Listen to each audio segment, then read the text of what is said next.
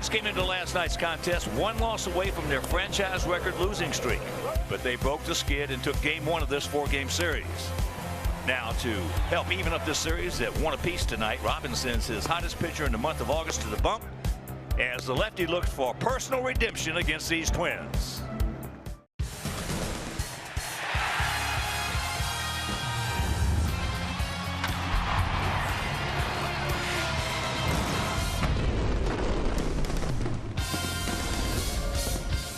We are coming to you from Target Field in Minneapolis, where tonight Comcast Sportsnet presents White Sox baseball.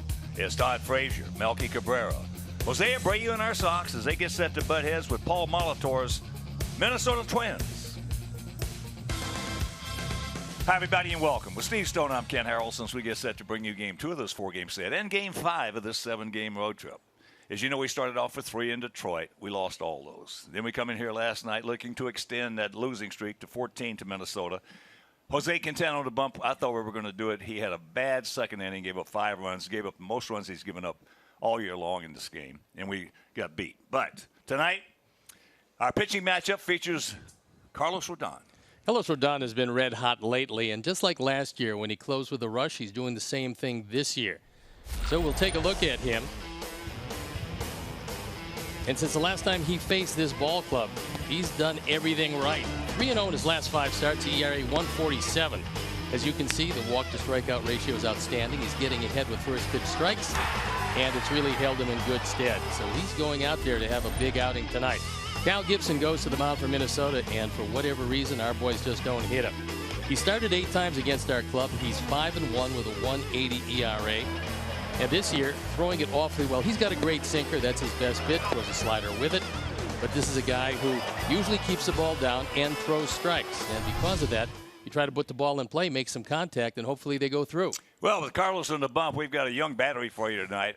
Omar Narvaez is be behind the plate, and boy, has he looked good since he's been called up. He's gotten his opportunity because Alex Avila went on the disabled list, and since he has, Omar's hitting .311. On base percentage of .426, that's outstanding. And only twice in games that he started has he failed to get a hit. Not only that, but he's catching very well. I think the guys love to throw to him. That's very important. And as a young catcher bidding for a job next year, I think right now he's doing everything right. Well, we have a chance to witness some history tonight as Todd Frazier is just 1 home run away from setting the Sox all-time home runs in a season by a third baseman. Will it happen? Well, we'll find out. So sit back, relax, and strap it down. White Sox baseball coming your way.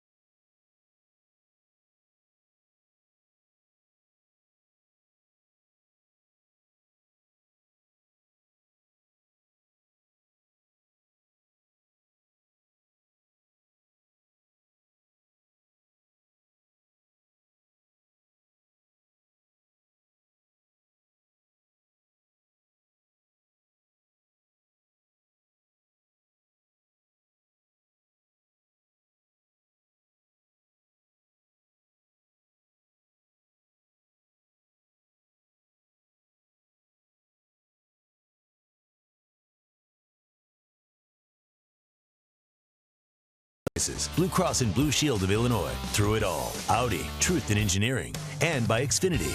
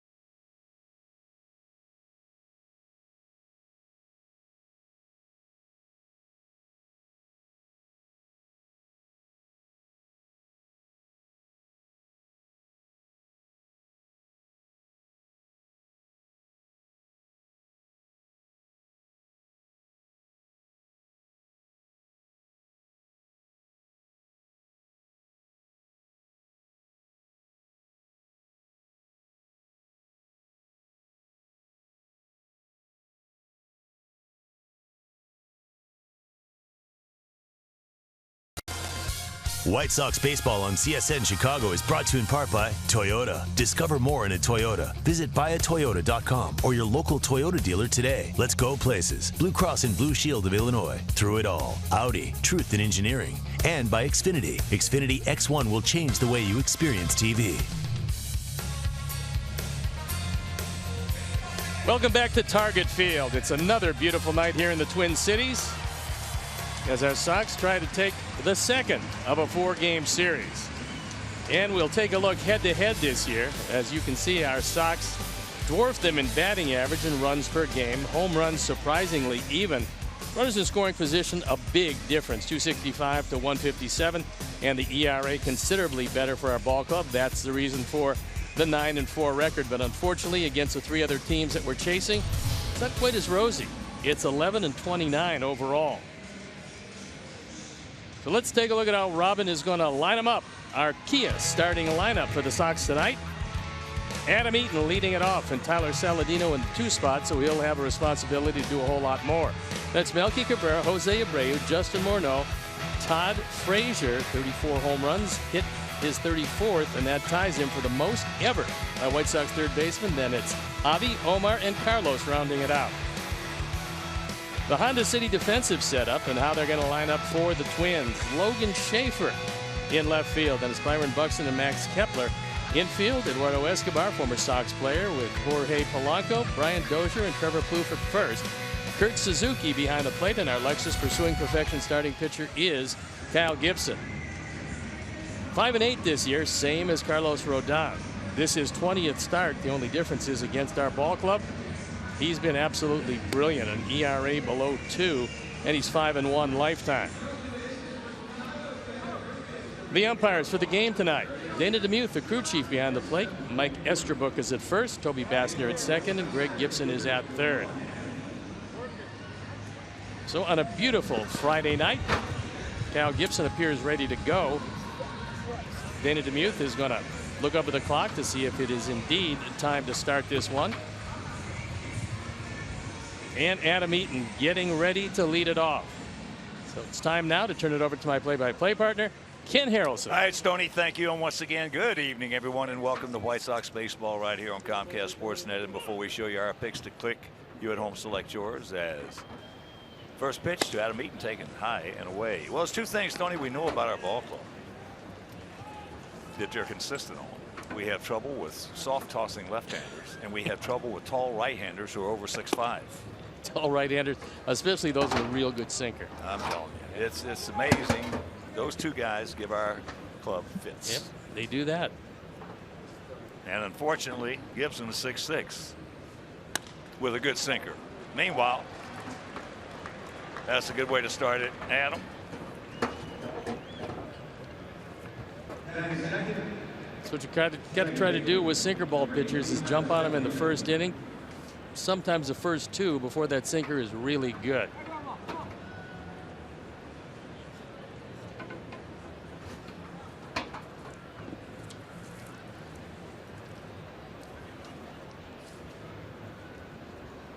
So here's Tyler, and Steve just mentioned when he was giving you the lineups, that 2-hole has the most responsibility of any hitter in the lineup. Looked like he was going to square around, almost got hit with a fastball moving up and in. Some guys can hit in the 2-hole, others got no chance. Sox come in hitting at .253 as a club with a 4.08 ERA.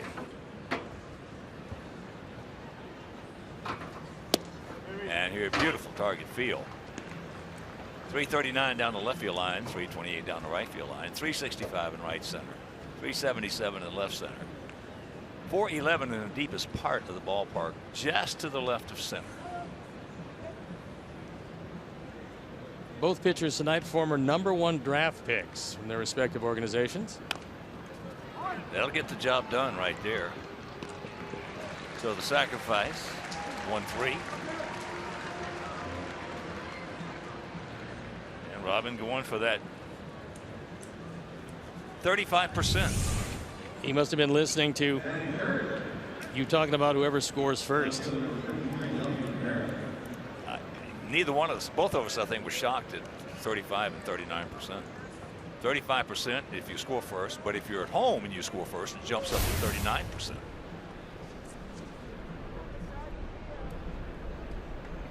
Excuse me, 65 and 69. That is worth the shot. It's 65 and 69. Well, especially with Melky coming up, because he's hit very well, and Jose Abreu has hit everything in sight. So now Kurt Suzuki goes out there to have a word with Gibson. Well, you know, when you're looking at the numbers on this guy, only 76 strikeouts in 111 innings, 42 walks. He's only hit 2 guys. That'll tell you he doesn't like to pitch right-handers in. No, and he's going to, they call it pitch to contact. That just means that your stuff really is not good enough to strike out a whole lot of people, and he can't get them out in the strike zone all that often. But you look at his numbers on the other side of that page against our guys. Cabrera 1 for 20. Yeah, against our guys, he's been a completely different pitcher. He's 5-1 with a 180 earned run average. Yet against everybody else, including our ball club, 5-8 with an ERA of 5.17. So somebody's getting to him. Yeah, they are. Our guys, Abreu is 3 for 19. Frazier 1 for 6. As that's popped up, get out of here. And Eduardo will run out of room.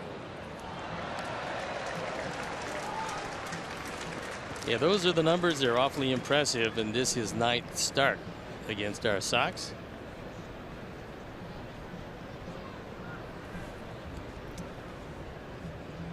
Just looking at him like we have from up here from our venue in the booth, high above and directly behind home plate.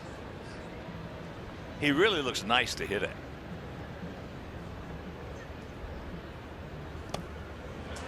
Except if you're swinging at sliders out of the zone.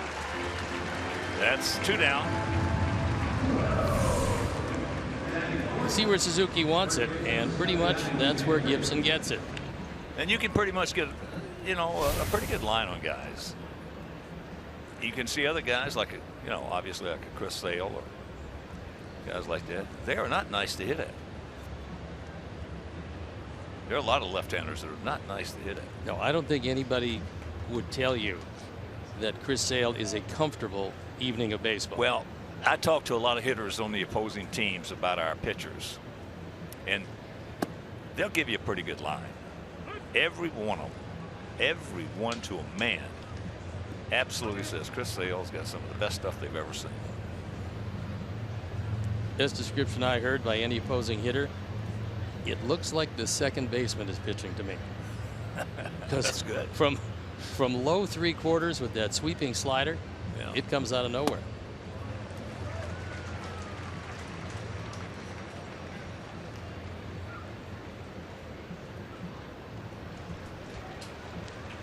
Two out, 1-1 to count. Yeah, 65% of the time. Team that scores first wins.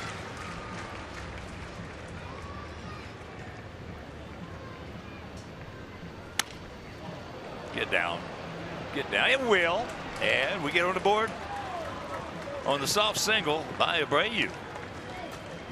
He put some short arms on that one. And just shoved it out there into right center. That's 77 runs batted in, and this sinker down and in was handled pretty well. Didn't get a whole lot of it, didn't have to. Dumped it in front of Buxton. You can, if you won't extend on that pitch right there, you're going to get sawed off. And he just brought him in, served it into right field, right center. So here's Morneau. Just into 266. He was 2 for 5 last night.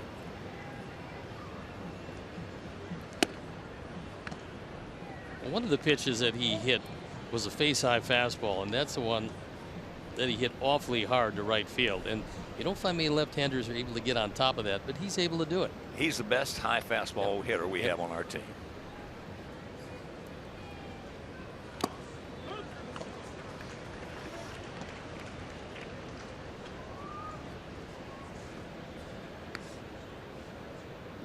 Ball club had their football fantasy draft, and Justin Morneau was kind enough to open his household to the ball club. He lives around here, and he entertained them all.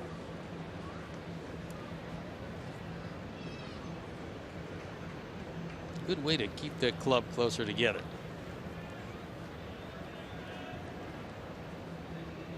Beautiful evening here in Minneapolis. As that pitch taken inside.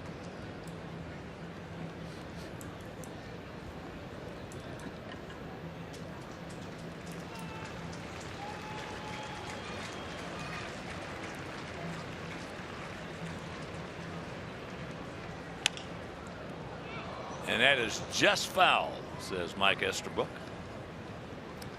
And right now, let's check out our picks to click. Fans went with Carlos Sanchez, Jim Angio, Mike Leary, Dave Ross. They're going to go with Narvaez. Steve's went with Tyler Saladino and Mark Zucker and his great crew who do all the work there at our ballpark, the Levy brothers, and do such a wonderful job. We're going to go with Avi Garcia. I'm not sure if I mentioned to you how beautiful that bunt was. It was an outstanding bunt. Senator Stone. No, I mean, without that bunt, we're looking at first and third. Having no, as I said last night, you're better off as a lobbyist. Yeah, that'd be good. I'd lobby for hot dogs. Over into their dugout.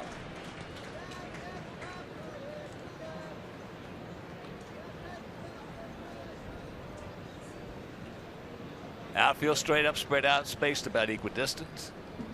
Escobar way off the line at third.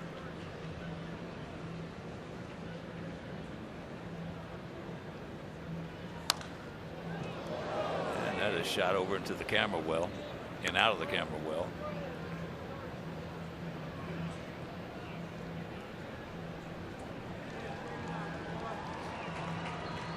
Thank goodness they hit that screen. Those guys were ducking and You're diving not over kidding. there.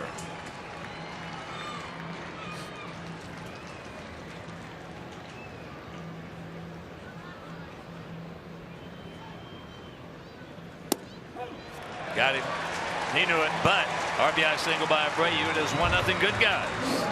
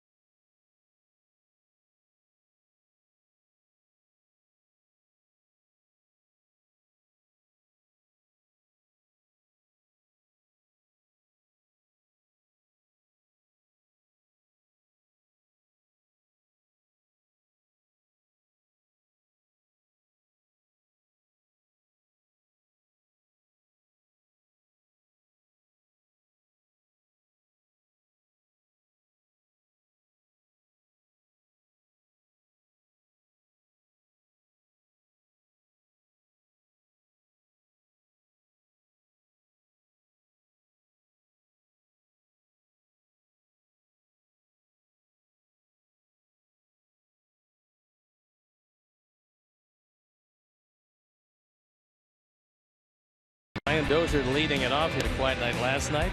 Then it's Polanco and Trevor Plouffe, who over the last 7 has been red hot. Then it's Sano, Escobar, Max Kepler in right field with Suzuki, Schaefer, and Buxton rounding it out. The Honda City defensive setup, and how Robin is going to line them up behind Carlos Rodon. It's Melky Cabrera, Adam Eaton, and Avisail Garcia in the outfield with Todd Frazier, Carlos Sanchez, Tyler Saladino, and Jose Abreu at first base. Here's a look at our Lexus for swing perfection starting pitcher. And it's Carlos Rodon, who's been very tough since the last time he saw this Minnesota team. So some payback due. He's 5-8. His ERA has been about a point lower since he's been on this streak.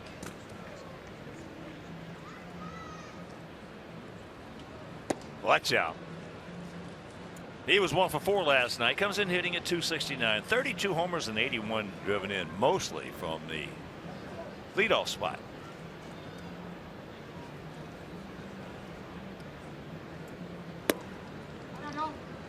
Twins come in hitting at .256 as a club with a 5.12 team ERA. One of the things that you very seldom see, or at least in the last 25 to 30 years, Minnesota Twins out homering our Chicago White Sox. They have 157. We have 136. And career against Carlos Rodon, Brian Dozier's been awfully tough.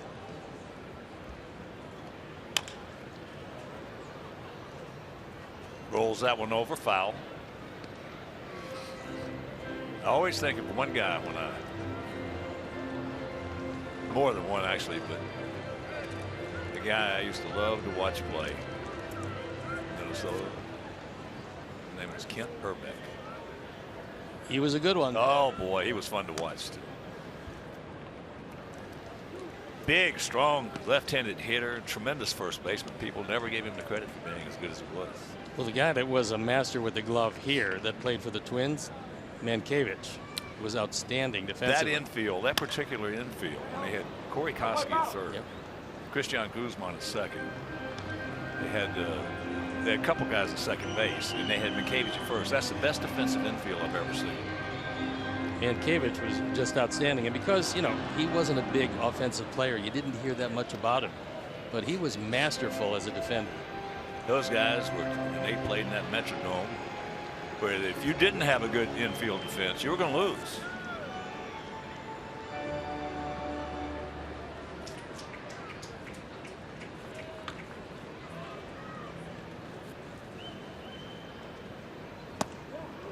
Here you go. It was his wipeout slider, and it bites down and in. That one 87 miles an hour. He got ahead of Dozier and then just wiped him out with a slider that not a whole lot of right-handers are going to hit. Well, Dozier last night, first 3 times up, struck out. That's the most we've seen him swing and miss in one ball game that I can recall. Yeah, last night, and despite the fact that he hit 4 home runs against Jose Quintana last night, he just couldn't see him. But unfortunately, the rest of these Twins did. Yeah, Jose gave up 5 runs in the second inning. And then his 2-run homer in the 5th by Trevor Plouffe, and that was that. Most runs all year. Polanco, watch out, that got him.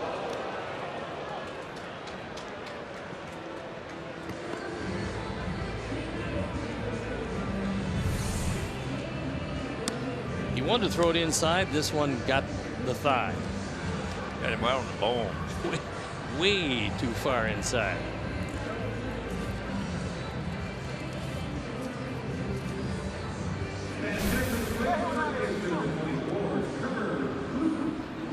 For Polanco, he was hit for the 3rd time. And for Carlos, that's the 5th man he's hit. Yeah, that one's going to get your attention right there in that spot. It's amazing how many times you can get hit. It really doesn't hurt that bad, but you get hit in a certain spot and it will absolutely tonight, tomorrow, the next day, let me just kill you.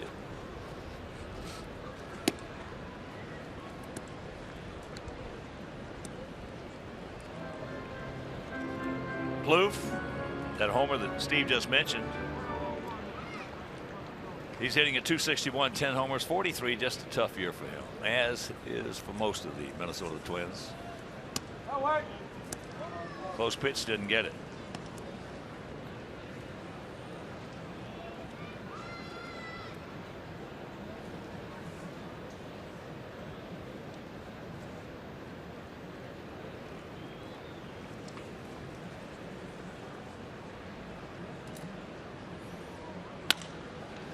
All right, boys, rack them up. Nice. Throws the double play ball, and after one, it is 1-0 Sox.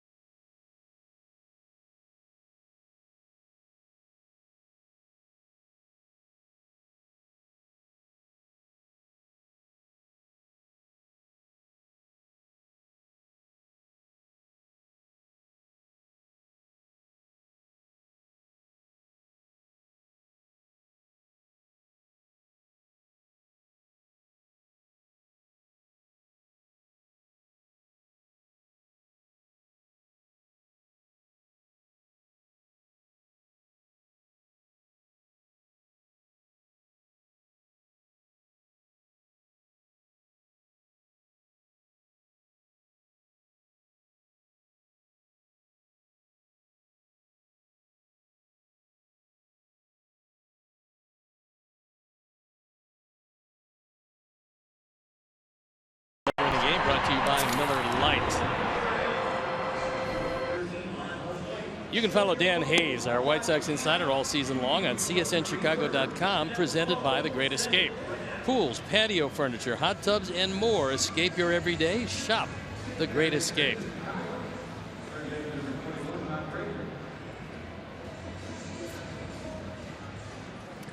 Sox on top, 1-0. We have had the lead so far on this road trip in every game, and we have yet to win one. Had a 2-run lead in game 1 in Detroit, had a 3-run lead in game 2, had a 2-run lead in game 3, and got swept. Excuse me. Whoa. That one got there in a hurry. Explosion. Yeah.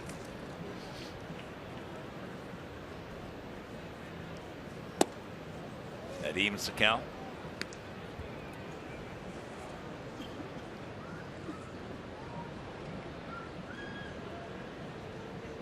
Avi on deck.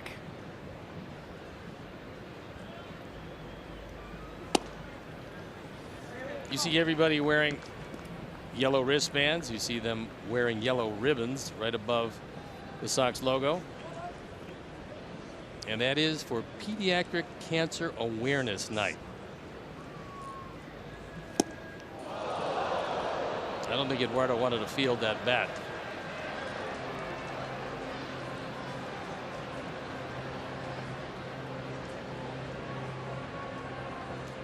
Todd got some distance on it.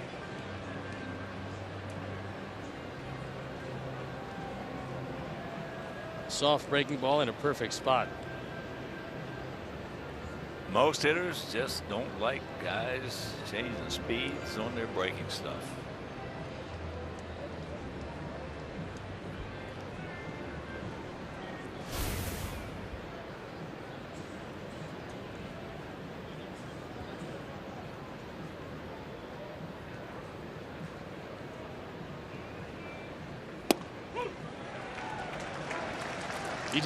He got outguessed there because he was looking for another slow breaking ball, and Gibson went to the fastball, left him standing there, and that's strikeout number 3. 2 of them looking.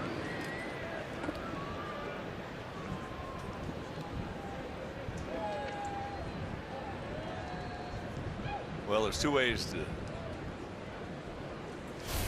relay what you just said from a hitting standpoint. Is I agree, he was looking for the breaking ball, and he got the fastball right down the middle. That's okay, because at least he was looking for a pitch. Now, if he's looking for the ball and gets the fastball down the middle and takes it, that's no good. That's when you're thinking something else. Yeah, I'm pretty sure that it usually, I mean, you can attest to this because you were there, but don't most hitters look for the fastest pitch and then adjust on down, because if you look for the off-speed pitch and adjust on up, then you got big problems. Well, yeah, there are exceptions. As I said, hitting off you. If I were hitting off you, there would be. If I had 4 bats against Steve Stone in the game, there's going to be at least 3 or 4 times I'm going to be looking for a curveball, according to the count, whatever it may be. You could do that. There's going to be 3 or 4. I'm sitting dead on that curveball. If you throw just a mediocre fastball, BP fastball, I'm going to take it. But now they quantify everything, so now you've got it down to the nth degree as to exactly what I throw in just about every situation. I mean, you got it right there before you even go to bat. It's sitting there for you. Yes. You would be a guy who we would go over in the meeting. We would look at your numbers, a lot of strikeouts, not too many walks. Only thing is that you hit a lot of guys, so that would make you a little different. I did. Well, I had to, because I threw away. I threw away so often, and a lot of pitchers that throw breaking balls away, they have to establish the fastball in, because if they don't, then a guy is just looking away, regardless of what you throw out there. He's going to get a good piece of it. Well, that one category, H by P, hit by pitch, that took you out of the ordinary category, and that's one reason you won 25 games too one year. So you were a little tougher. Now you take Corey Kluber, who I think had better stuff than you had. There's no argument. But he's easier to read, because he only hit 3 guys all year, so he's not going to pitch us inside. He's going to, but his control is so pinpoint, and the velocity and rotation on his curveball is so good that you can't pick it up right away. Right. That's why, you can have the great approach against him and still go 0 for 4. There's some real big ball games around the major leagues where teams competing for the postseason are going head-to-head tonight. They start a weekend series tonight.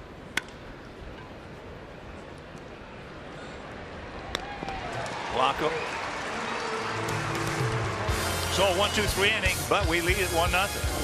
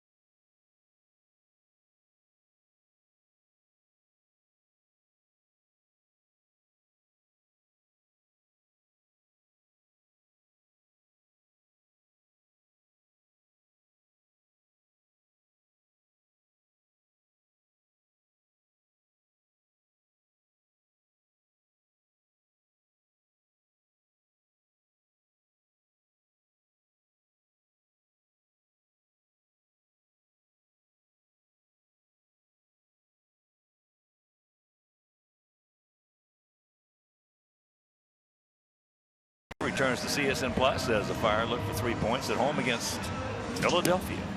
The Union. Coverage begins at 7 on CSN Plus.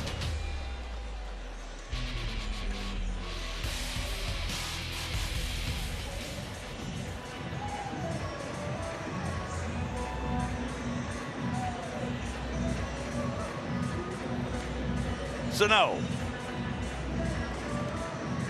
Hitting at .236, 20 homers, 54 driven in.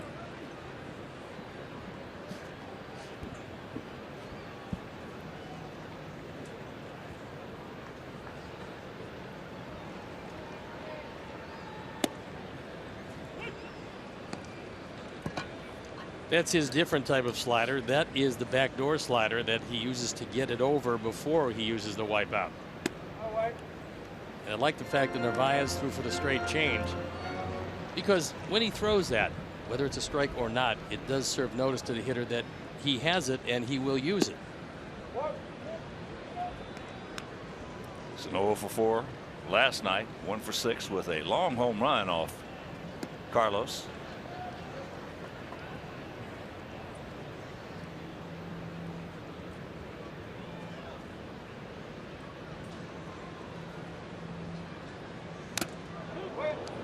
That one got a piece of Narvaez, and that hit him pretty hard. Yeah, it did.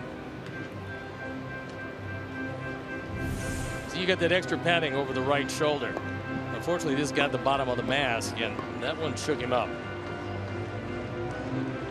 Dana's going to give him a little breather. Narvaez has taken some shots. Yes, he has. Behind that plate. Got both, looks like the mask and maybe the collarbone.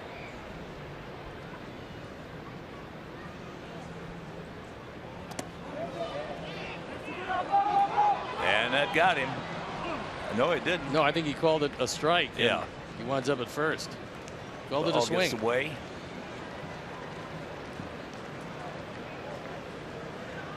So. And Dana DeMuth tried here. He did, in his estimation, swing the bat. Didn't look like it. But as that ball bounds away, he eventually winds up at first. Oh, they're giving him a hit by pitch. I'm not sure why he started running, but okay. Well, it looked like it got him in real time. Boy, that thing bounced away a long way. I know. It did that. So hit by pitch. Second guy is he has hit 6th on the season.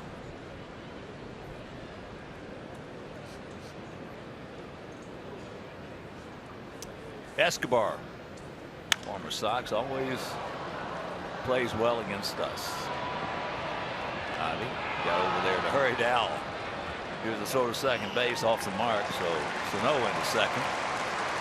Well, Sano read it pretty well, and Avi going over in the corner was not balanced enough to make that throw. This ball drifts back toward the field of play. Sano tagging up. This is actually a good piece of base running when you see how Avi is forced to set up. He was fooled by that fly ball as it was drifting back toward the line, and he wound up in scoring position. Here's a good-looking young 23-year-old Max Kepler hitting at .244, 16 homers, 59 knocked in. That's into left field. Melky trying to beat Sano. Join us as the White Sox face the Kansas City Royals on Saturday, September 10th at 6:10. First 10,000 fans to enter U.S. Cellular Field will receive a White Sox travel mug. So for tickets, visit whitesox.com.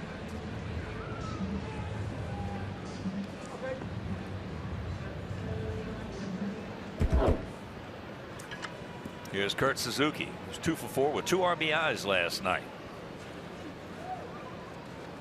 RBI single and RBI double.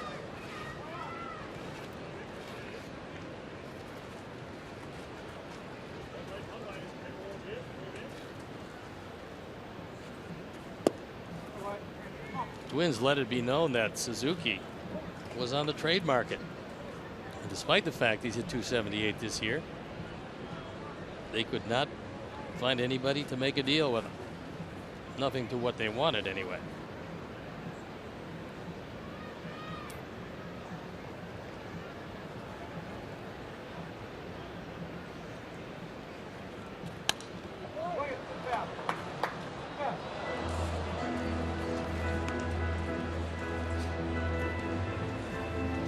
And there is the new general manager.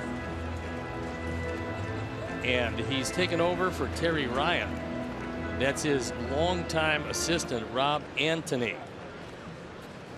Well, he's been well schooled then. Yep. Vice president and assistant general manager, now the interim general manager.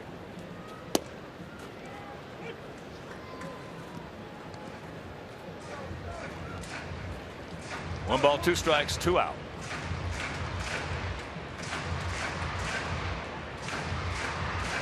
Ryan, one of those guys that was under the radar for so long, except they asked among the baseball group. They asked him to come back. I mean, they must have liked what he did the first time around. Got him. And we'll go to the third. It is 1-0 Sox.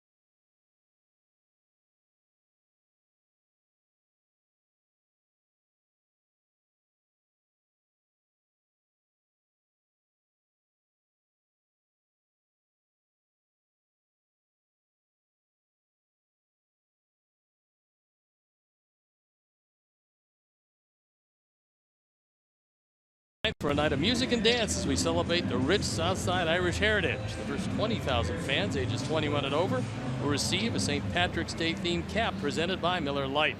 To purchase this specially priced ticket package, visit whitesox.com/SPD. Carlos Sanchez will lead it off for our guys. RBI single by Abreu knocked in Adam Eaton in the first inning. It's 1-0.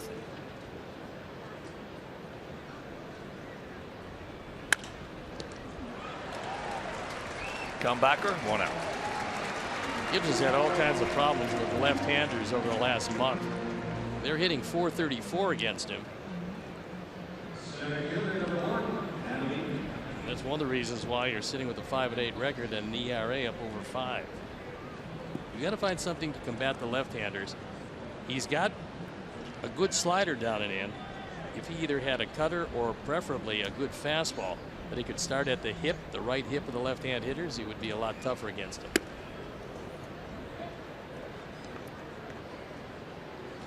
Adam with that single right back through the middle, leading off the ball game.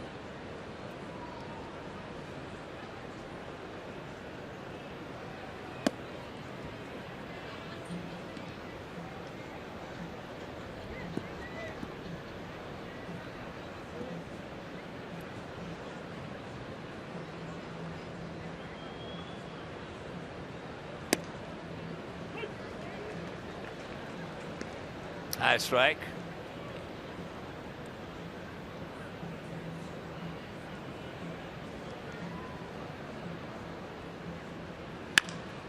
And there's a shot over the head of Escobar.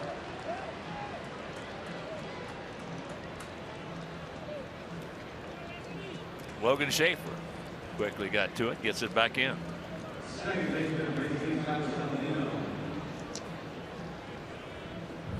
You're a sinker ball pitcher. You're not going to get many outs up there because high sinkers are just hanging fastballs, and guys hit them awfully hard. Saladino had a sacrifice bunt.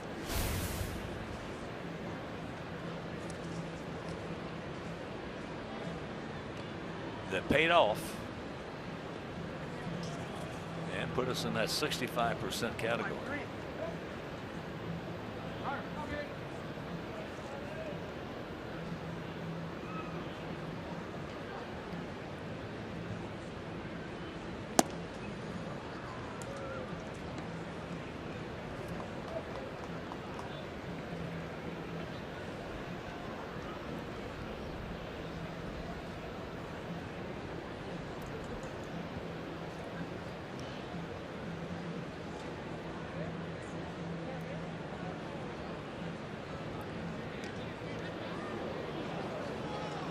Pretty quick feet right there by the big 6'6" right-hander.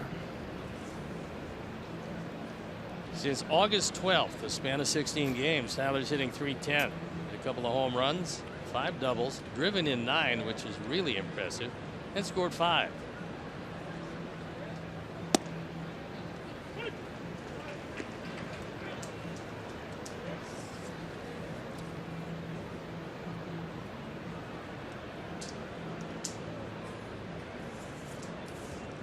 Adams seeing if he can read that move.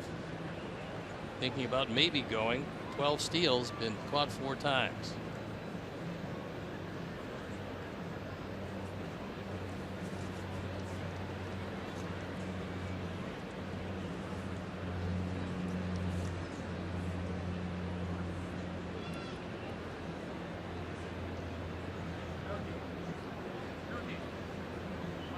Outfield straight up.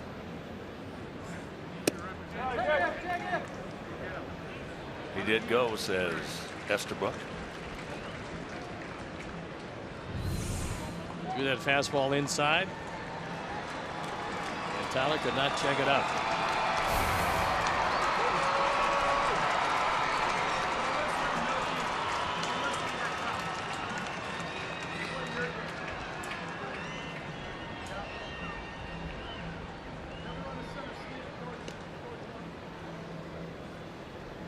Well, there's always certain teams that, regardless of what you do, you cannot find a way to match up with them. And Houston, if they could just deal with the Texas Rangers, they would be knocking at the door of the division title. But Texas just blows them out. Houston had a 2-0 lead tonight. Texas has come back. It's top of the third. It's a 2-2 game in Texas. 2 down.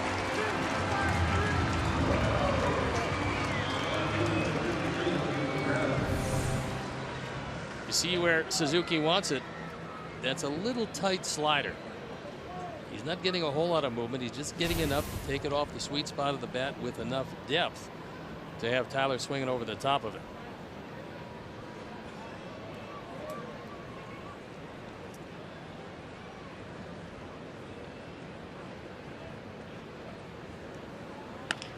Melky, one hopper, and that'll retire the side. We get base hit, lead 1, but we lead 1-0.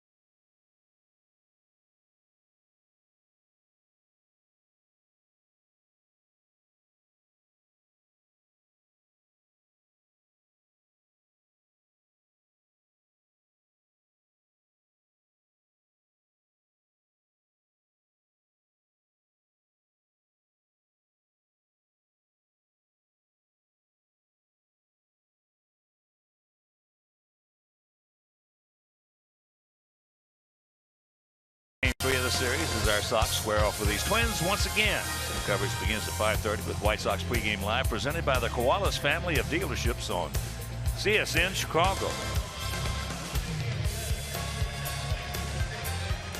What Carlos Rodon has done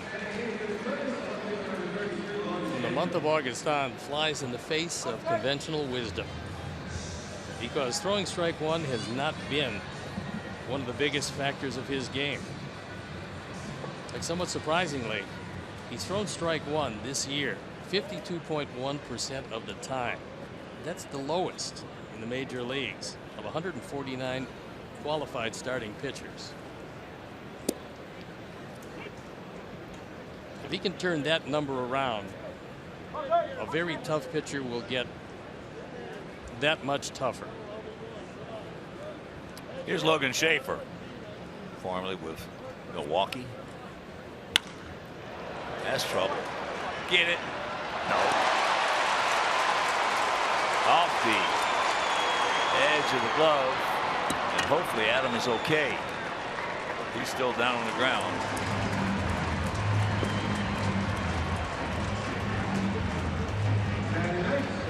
Good effort by Adam Eaton. We dug up a sizable divot. Looks like he might have knocked the wind out of himself on that dive. It was as full as the extension gets, but it hit off the end of the glove. Slicing away from him, he makes an effort, pulls right on his chest.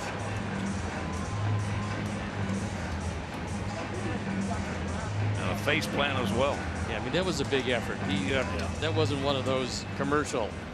That was flat out, almost stuck in the glove. Tried to brace himself, but still hit hard. And did get a face burger for his efforts.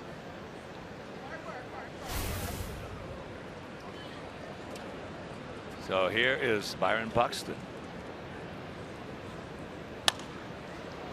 Trying to move it that way. Buxton hitting at 195, couple homers, 19 RBIs. One of those homers coming last night, and it was a bomb, a 3-run homer in the second inning.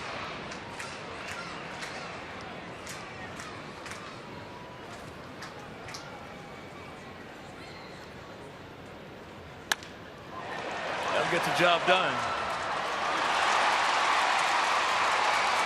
Base hit. So runners at the corners. Nobody out. Trying to do the right thing. Turned into gold for Byron Buxton. He does have a very lively bat. You can tell why they're so high on this guy. He's an outstanding center fielder, and the bat has just lagged behind. So he hits a line drive rocket, trying to do the right thing, taking it to right field. Hobby can't get to it, knocks it in front of him, so putting runners at the corners with nobody out here in the third.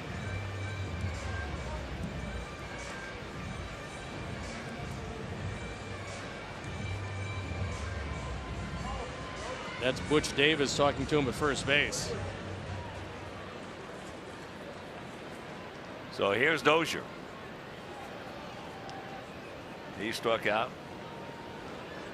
on a killer slider down and in, leading off the bottom of the first.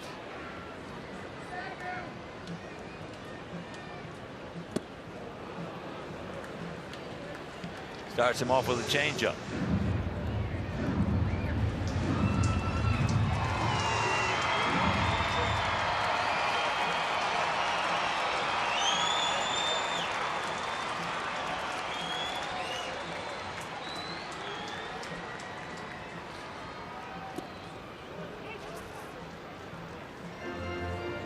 Dozier's only grounded into 11 double plays this year.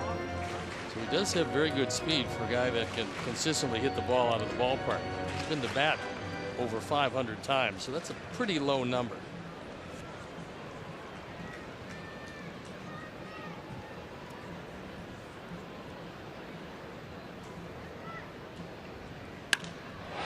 That ball's hit hard. That man is a fastball hitting machine. And it's 3-1 Twins. You can throw him a fastball, but not a high fastball, and expect to get it by him. That's his 33rd. He's now driven in 84, and when you see where that pitch is on our Ford home run replay, you'll see why Dozier's hit so many of them.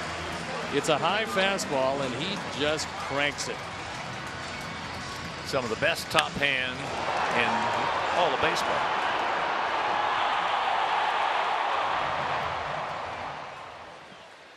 Here's Polanco. He was hit by a pitch.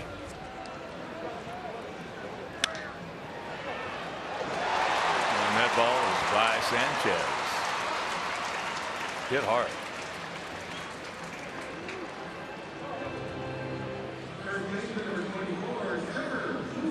Jorge Polanco looks like he's got a chance to be a pretty good player.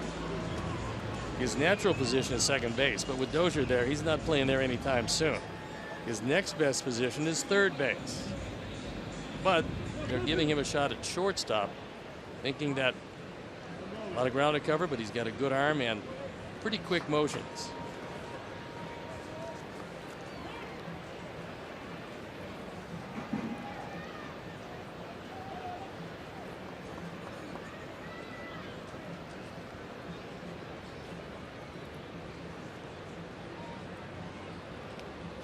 Three for three in stolen bases.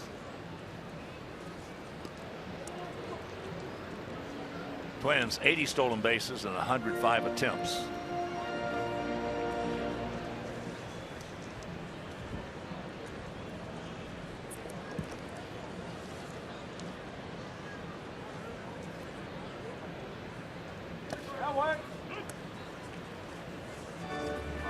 Blue fit into that 6-4-3 double play in the first inning.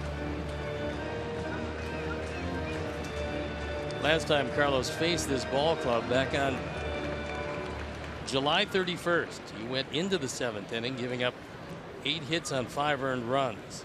Since that performance, he's been brilliant. Good straight change. He had him well out in front of it.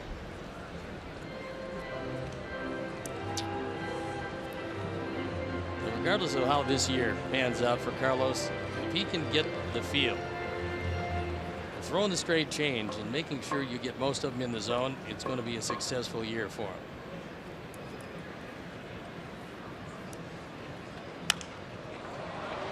High in the center field. That's a can of corn.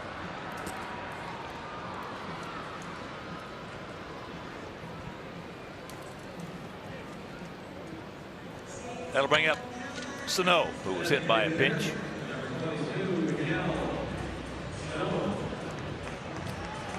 Miguel Sano. Very, very strong. They got 2 guys that they've penciled in, both almost equal in size. Kenneth Vargas, who's hurt, and Miguel Sano. They really can't find positions for him. They both are DHs, but they got to find something to do with one of them if they want both of them to play anytime soon.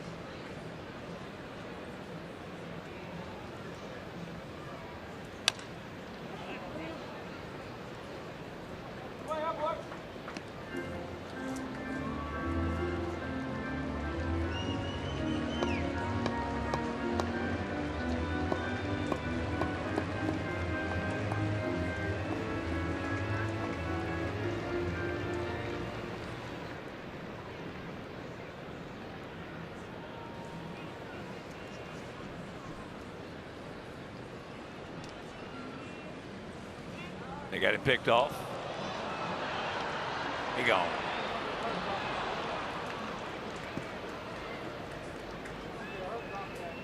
So caught stealing. Goes 1-3-4, and it's a very good throw by Jose. You saw him move out to get an angle on the throw. Watch Jose move out. He moves toward home plate. Then it's easy after that. I think he's only made one bad throw to second base since he's been in the Sox uniform. He can throw. He can throw, and he can catch a pop-up seemingly anywhere. Doesn't matter how far down the line it is. He's very confident on pop-ups.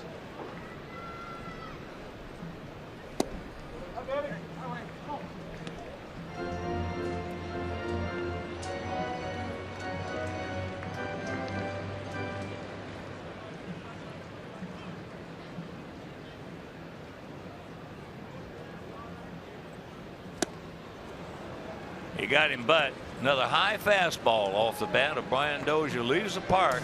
A 3-run shot, and they lead it 3-1.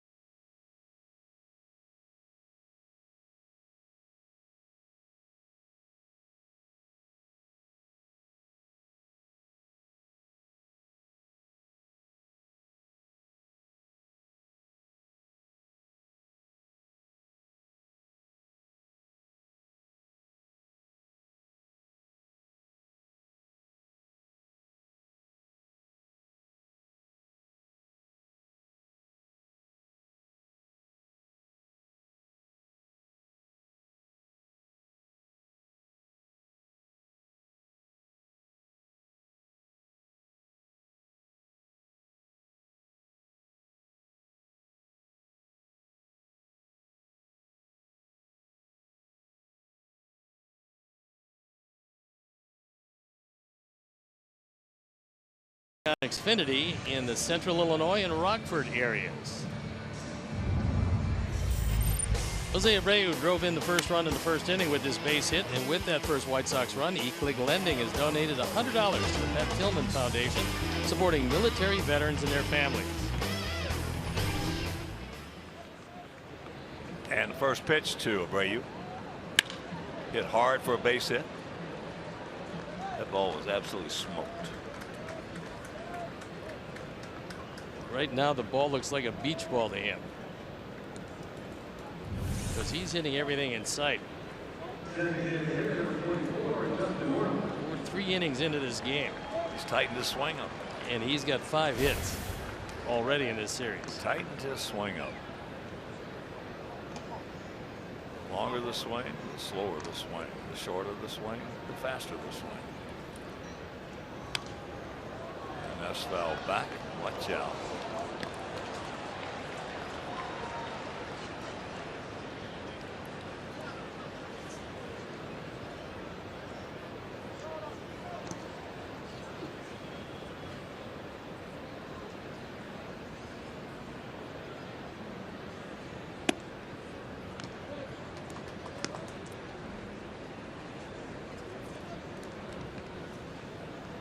Run on 4 hits, no errors for our guys. 3 runs, 4 hits, no errors for their guys.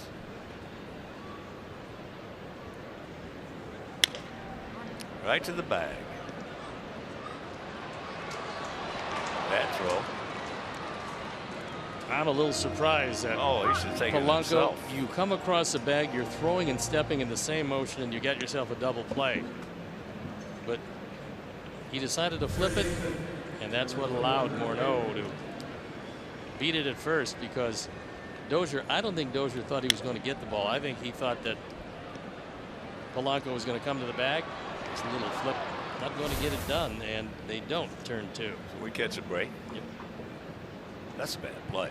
And here is Todd, who struck out, called out on a fastball.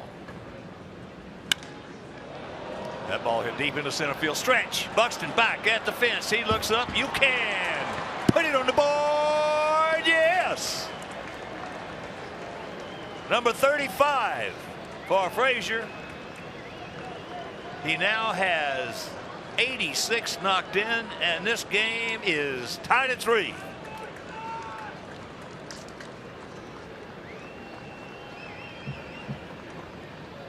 So the double play not completed cost him a run. Big play. And our 4th home run replay. This is a blast, as you can see. Suzuki wanted it away. Gibson didn't get it there.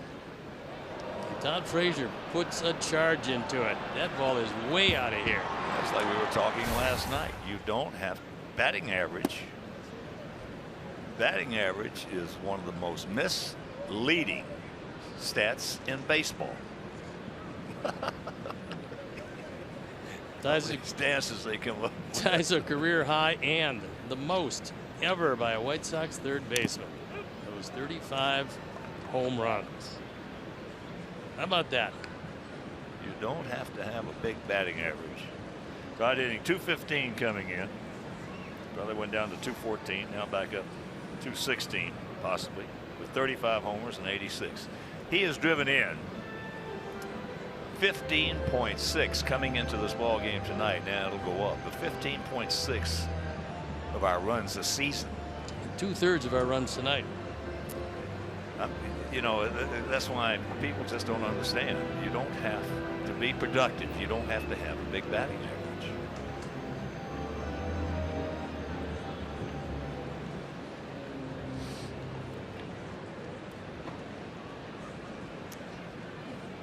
Almost 16% of the runs this year we scored because of him. He's driven them in.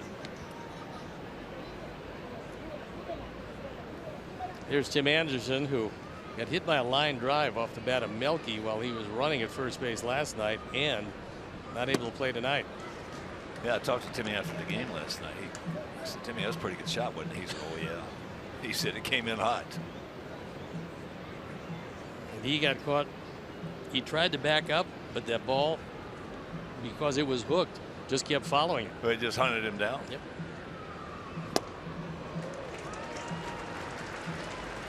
watched it last night. Milwaukee's up. Tim's at first, and he tried to move backwards, and that one just hooked and hit him right in the calf. Boy, 4 inches to 3 inches more, and he's a lucky young man because that ball had a chance of fracturing his leg. If it hits him right on the shin or hits him in the knee, he's got some huge problems. And of course, with that home run by Todd, the Alex Nellius family.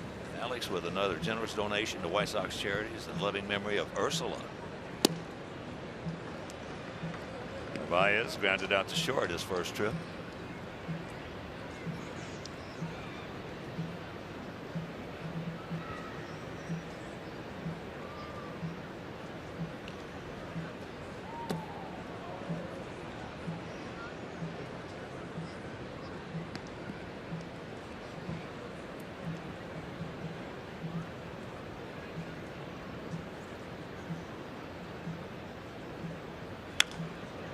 Out of play.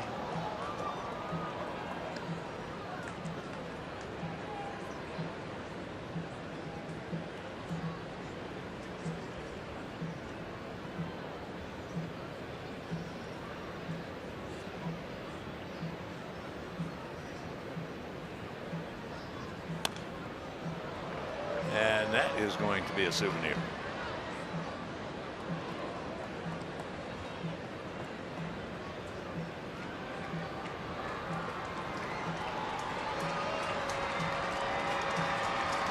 A 3-3 tie here in the top of the 4th inning.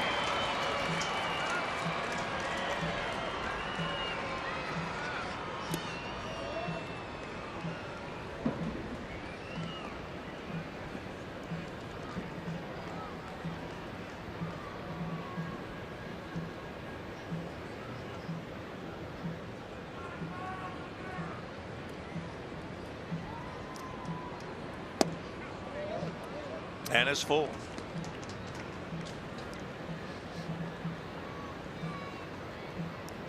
Gibson has yet to walk anybody. Carlos Sanchez waiting patiently for his bat.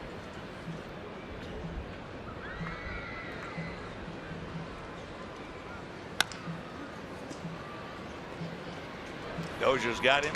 Not before the long home run right over that center field fence by Todd Frazier. Tied at 3.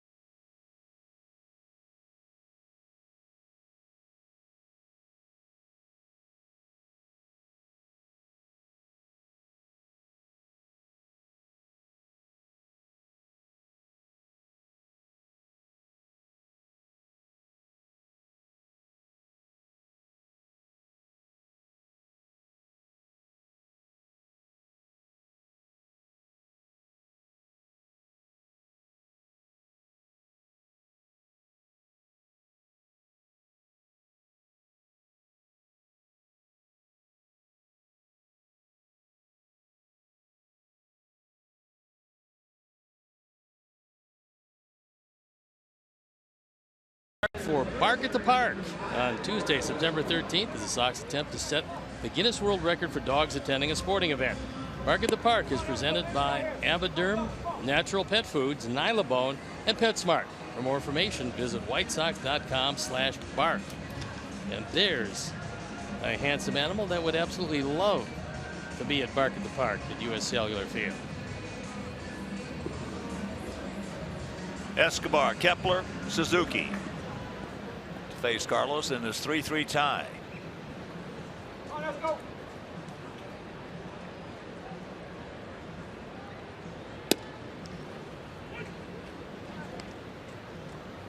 Eduardo won the shortstop job out of spring training, and then, well, they keep giving it to other people.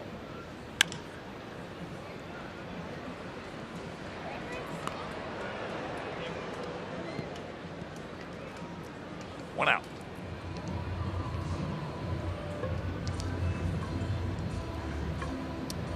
So here's the right fielder, Max Kepler, who went out to left field for Melky.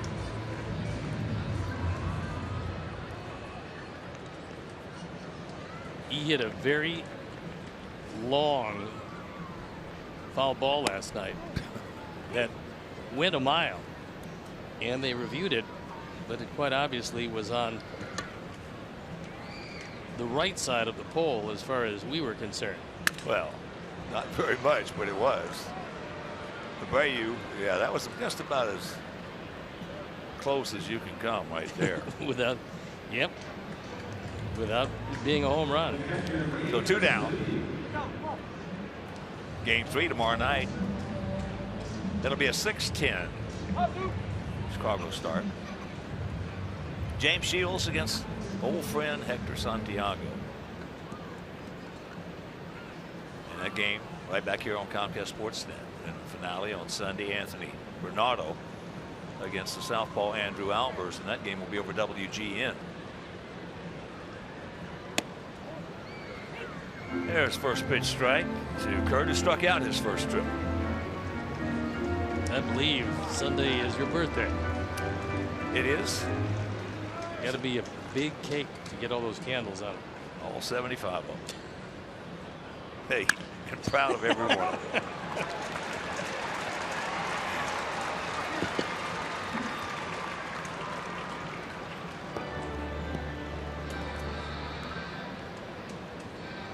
I guess the right phrase would be, boy, how time flies. Well, it's a testament to lots of rest, eating right, and clean living. Your what hurts? Let me tell you something. Or then again, maybe not. I'll be 75. You put a speedometer on my behind. I'm about 101.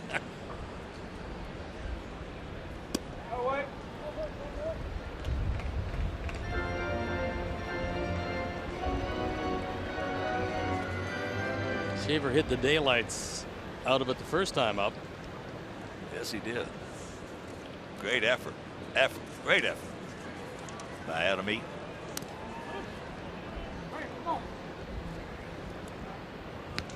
He was actually drafted first by the Red Sox, 31st round of 2006. Then by Colorado, 47th round of 2007. So somehow he went down in the eyes of the scout. But a 3rd round pick in 2008 by the Milwaukee Brewers. So he got a whole lot better.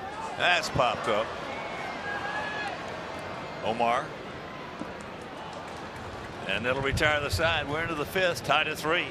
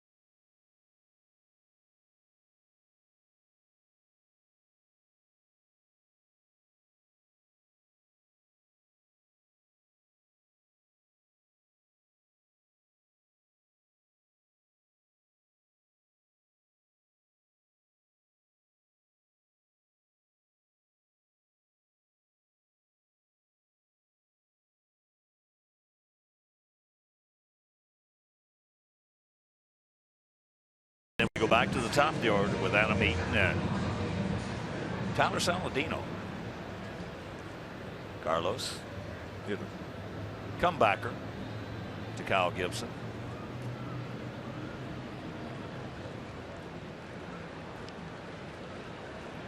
Carlos last night, after Tim Anderson had to exit the ball game because of that bruised calf, hit a couple of doubles, both of them hard, scored one and drove in one.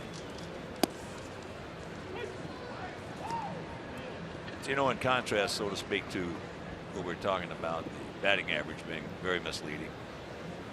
First 2 years in the big leagues, everybody knows that Jose Abreu was only one of 2 guys hit 30 or more home runs, driving 100 or more runs his first 2 years in the big leagues. Pretty amazing when you think of all the years that this game has been played, and they played the first game before Custer's last stand. There's only been 2 guys to do that. Jose and Albert Pujols. Yep. Okay. Now, in his first year in 2014, Abreu hit .317. And he drove in 16.2% of the runs the Sox scored. His second year, he hit .290 and drove in 16.2% of White Sox runs. And again, getting back to Frazier, coming into this ball game, hitting .215. He's up to now. He's driven in 15.8% of the runs.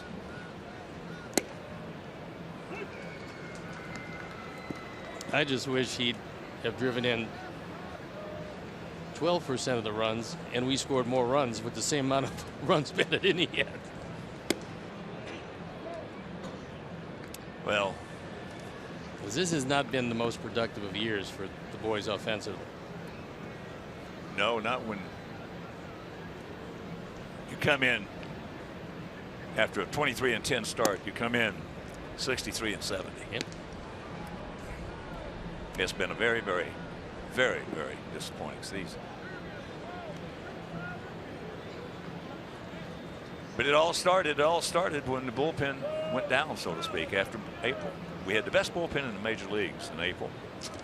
And because of all the work that they had to do with only one off day in that month, which is unheard of, especially coming out of spring training, and especially being a Midwestern club without a dome, you get all that work done. And then in April, we had the best, and in May, we had the worst. So there is the third hit of the ball game for Adam. There's only been 2 teams in the league that have scored fewer runs than we've scored. Oakland and in the American League, Oakland and KC. So obviously, when that happens to your team, whenever that happens, doesn't mean you're going to lose. What it means is you can't afford to make any mistakes, because when you make a mistake and you're not scoring runs, it's grossly magnified. That's just what happens. Well, what you got to do is, first of all, you got to win close ball games.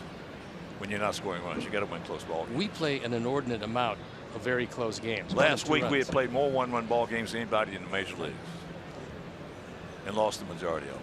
So you got to win close ball games. 2 things that you really got to do: you got to win close ball games, and you got to play well within your division. And we haven't done either one of them. No, that's been one of the things that have stood out. Now, we've matched up very well with a team that's having a real bad year in Minnesota, but talk about those numbers against the top 3 teams in our division. And when you're 11-29 against teams you have to beat to get where you want to be, it's just not going to happen for you. Well, we were going through everybody. We were going through everybody like a warm knife through butter. Started off in Oakland, went through them, went to Cleveland, went through them, go to Minnesota, went through them, swept them here, 4 games. Tampa Bay did well, played the Angels, 4-game set. Texas 3, Toronto, Baltimore, and we came out of there 23-10. Yep. So those are some pretty good ball clubs overall, and a lot of them on the road. And then I haven't seen it. I think you stated you either. The team have the best bullpen one month and the worst in baseball the next month. That's unfortunately the way it played out. Well,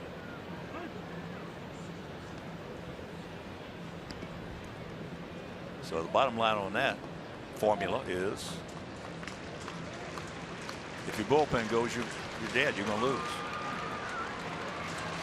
Like Steve was talking about Minnesota when they lost Perkins. At that point, the day they lost Perkins, they were dead. Dead in the water.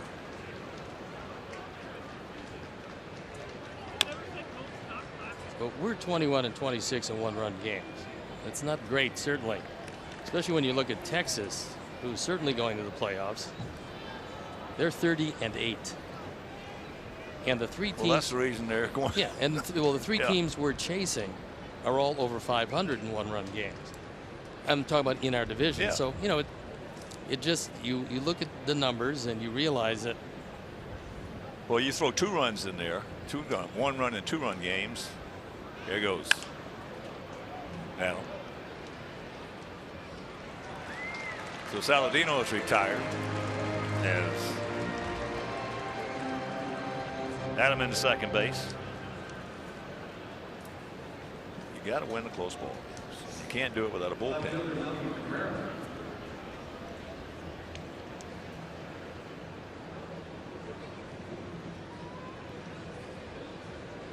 You could see the trend changing 15, 20 years ago.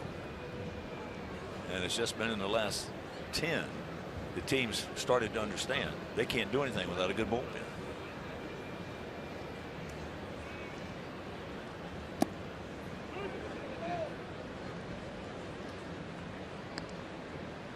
Got a guy sitting over here to our left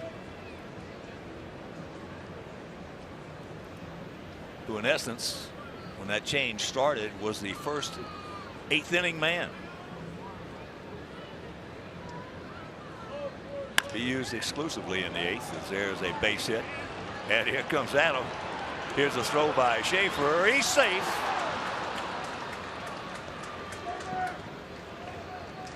And it's a 4-3 Sox lead. Boy, Milky driving in his 62nd run. This one out of the strike zone. But Milky reaches out and dumps it in front of Schaefer. And on the throw in, he can't get at him. Throw is not handled, and Milky goes to second base. So putting Adam Eaton in motion stops the double play and produces a run. Don't stop now, boys, as here's Abreu. It's 2 for 2 with an RBI.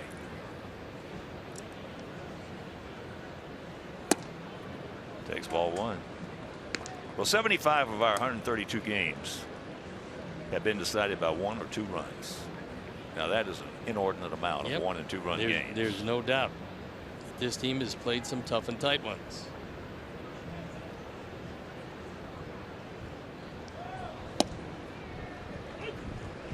Seattle's the only team.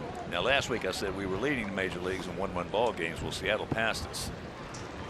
They have 40. We have 47 1-1 games. They have 48.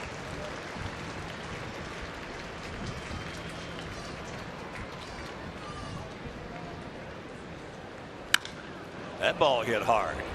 Buxton's got the speed. And he's got the catch.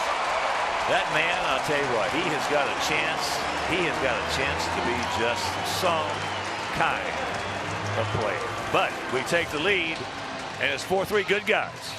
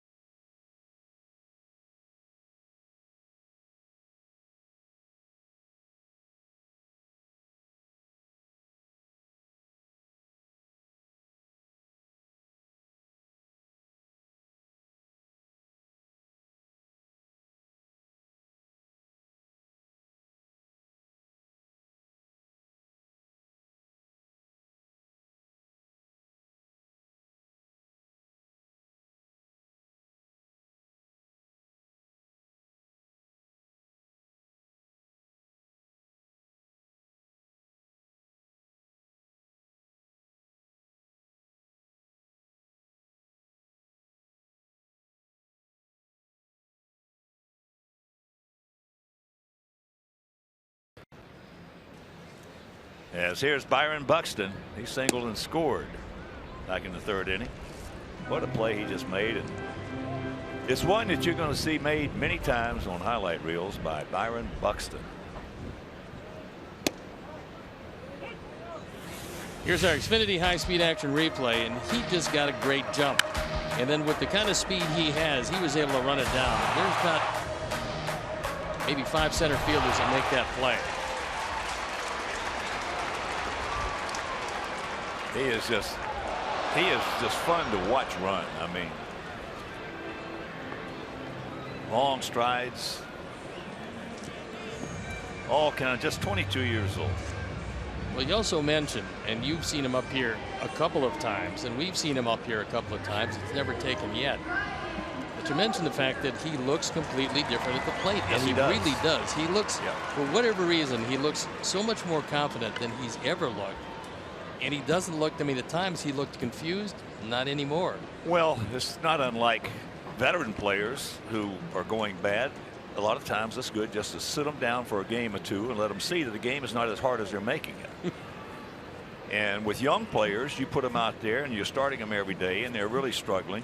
You're better off maybe sending them down back to AAA, taking the pressure off, because pressure is the biggest killer of performance, and just letting their mind get clear their head out. And we talked about Chad Allen, who's the hitting coach in AAA. And I don't know exactly what he said or what he did, but whatever it is, it was time for the light to turn on, because he looks like a different guy. Well, you also have to go with Tom Brunansky, who's the major league hitting coach. No doubt. He and Chad Allen would be in constant communication on Byron Buxton. And maybe I would say this is probably the scenario, is that Brunansky had been working with Buxton on something and it hadn't been working. And he probably called, when they sent him down, he probably called Chad and say, look, Chad, let's keep him doing whatever, the X, Y, and Z. Let's keep him working on that, because I know it's going to work for him. And probably Chad would go from there, take it from there, because there's a shot. Well, I think that Carlos is going to figure out that high fastballs to Brian Dozier just not going to work. Well, our whole club has been trying to figure that out since Dozier's been in this league, and he's been killing us on high fastball. That's going to be single E7. Melky bobbled it. Buxton just took off. No chance to get him, but there was a shot at second base, but the throw is high. And Melky waited back on it, tried to one-hand it. And with the throw up, Dozier in at second base. He came off the bag, but Tyler Saladino could not keep the glove on him. Buxton to third easy. You're not going to have any chance at him. That's just the second error committed by Melky this year. And now we got a problem. We lead it 4-3, but ducks on the pond, and that's in the center field right at him. Buxton, here he comes. Now got to cut it and go to third. Yes, he gone. But they tie the game at 4. And that is just a terrible base running play by Brian Dozier. There is no doubt that for a veteran player, when you know you got a guy in front of you in Byron Buxton, there is zero chance to get him at the plate. No chance whatsoever. So by going to third, you invite the other team to just cut it off and throw you out, which is what happened. Sacrifice fly by Polanco, who's been hitting the ball very hard. Drives in his 14th run. And Dozier, a veteran, knows better than that.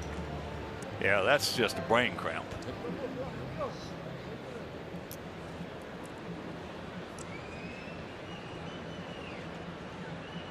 Yeah, Harmon Killebrew, that's a different story. Yeah, if he's at third. All right, tied at 4. 4-7-1 for us. 4-7-0 for them.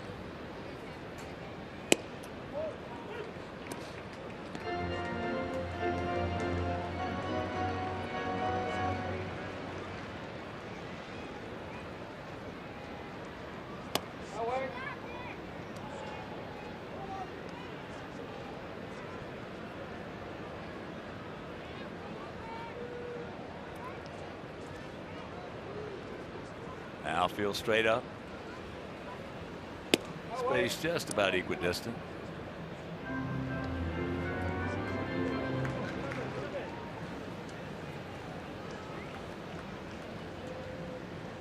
Loof has hit into a 6-4-3 double play and going out to center field, and there's ball 4.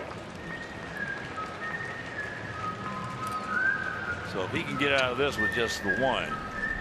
Yeah, consider himself very lucky.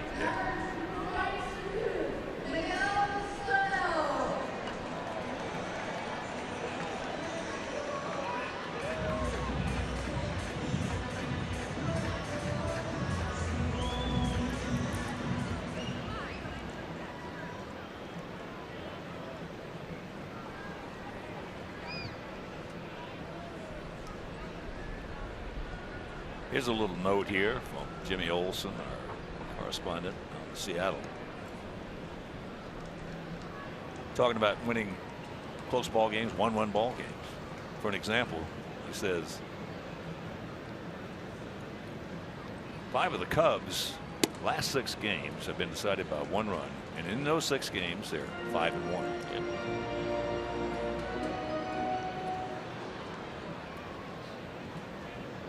Well, they have a superlative bullpen, which was certainly beefed up at the trading deadline, and a terrific defense. And that'll do it. So he does indeed get out with just the 1 run, and we'll go to the 6th, tied at 4.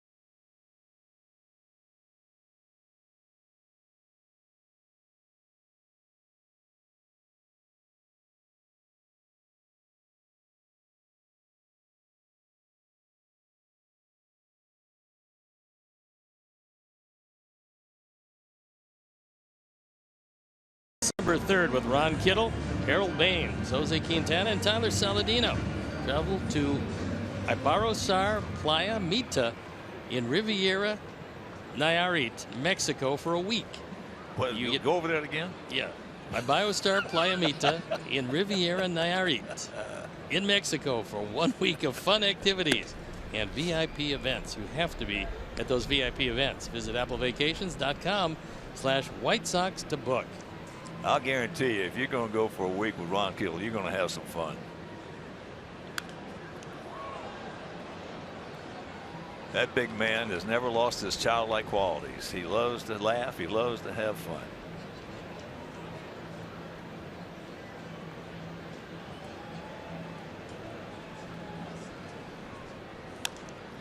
That's one thing that you see today. And I've said this before, so I can mention his name. I said it publicly. After his second year,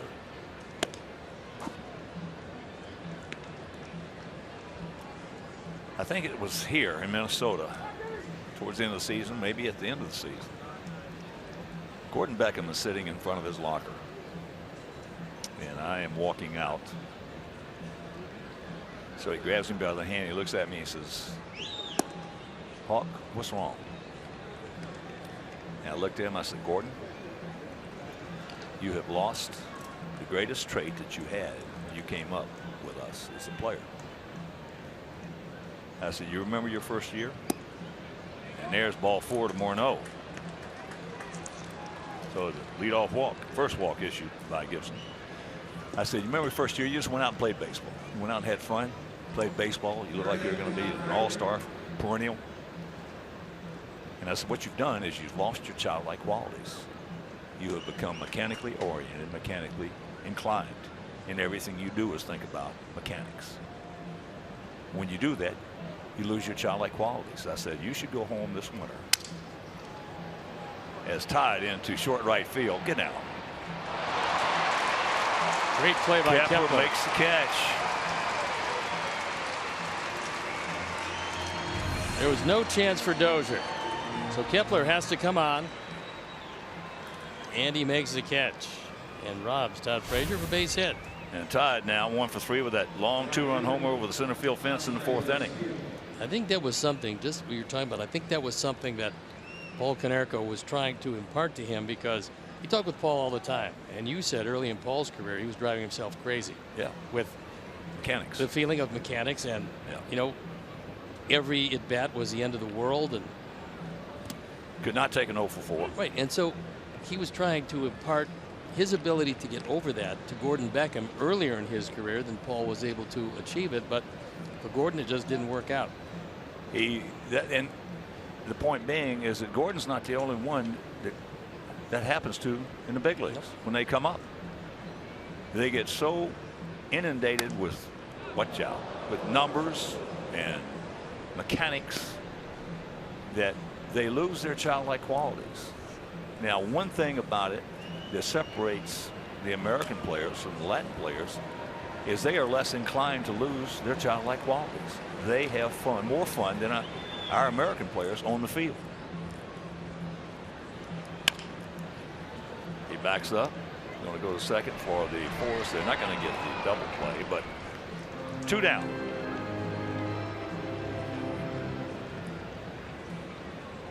You take some of the greatest men in the history of the United States. They retain their childlike qualities all the way through adulthood.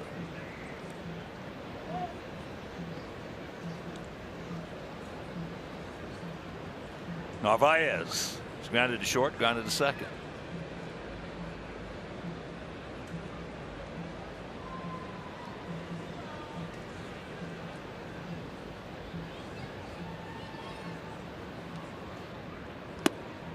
Happens to a lot of guys.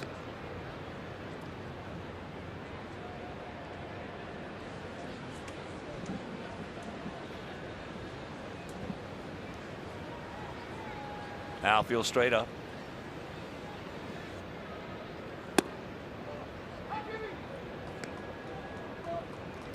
Touch him up right here, Omar. 2-0 the count.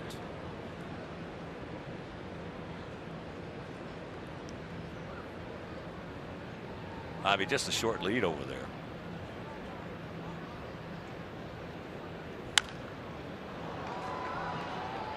And count 2-1. He got it, just missed it.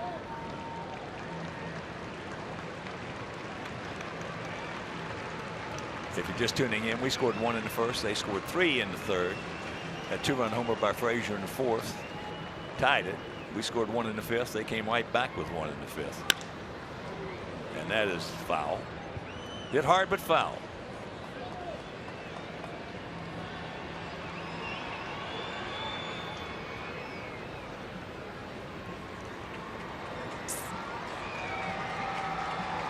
O'Rourke continues to loosen in the pen. As Gibson about ready to deliver pitch number 97.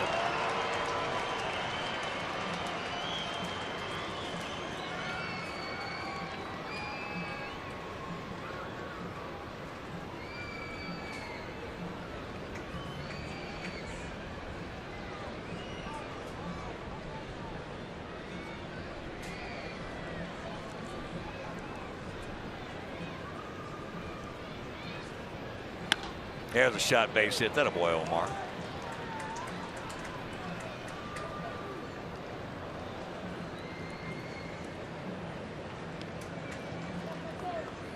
You know, sometimes organizations get so caught up in themselves that they forget this is still a game, and they forget that these guys can play better if they're having fun. They forget that these guys can win 4 ball games when they're having fun. Well, you get a shining example of it on the north side with what Joe Madden has done since he started managing. I mean, managing just didn't start when he came to the Cubs with Tampa Bay, and what he tried to do to take the pressure off the guys. That was those 4 flags that are flying down there in Tampa Bay are absolutely, if you didn't see it, you wouldn't believe it, with what he was having to run out there every day. And some years completely reworking the entire bullpen. And then, you know, that was the front office certainly, but then Joe had to make it all work and fit together.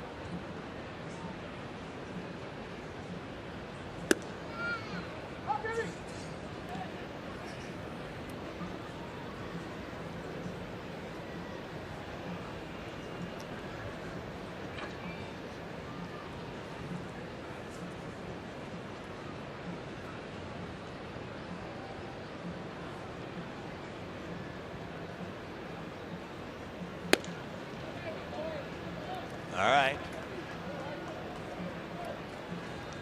Carlos has bounced back. O'Rourke and Light throwing in the bullpen. Light is a hard throwing right-hander.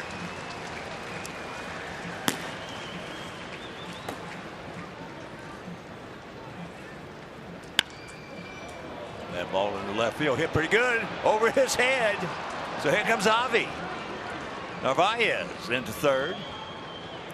On the double by Sanchez, and we lead at 5-4. Attaboy, Carlos.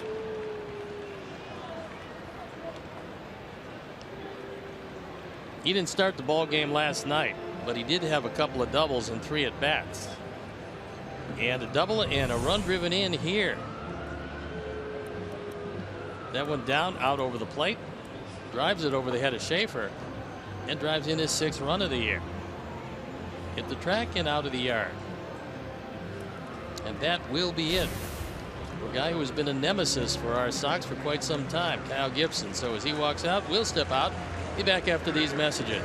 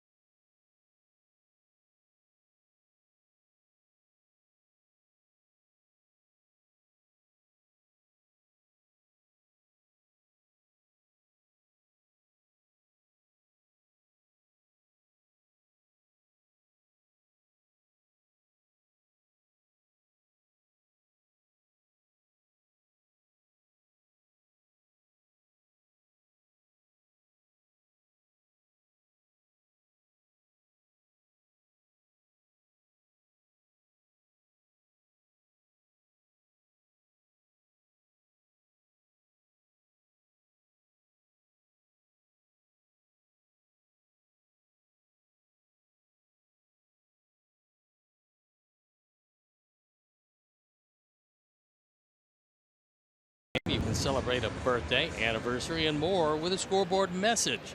Proceeds benefit White Sox charities. So to book your message, visit whitesox.com/scoreboard.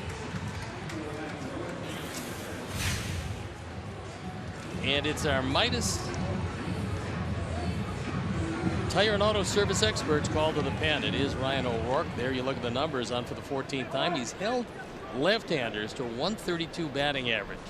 The way he's gripping the baseball, you would think he has a split finger fastball.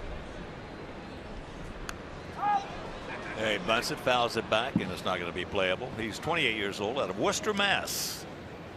6'3", 228 pounds. Selected by these Twins in the 13th round, 2010, out of Merrimack College.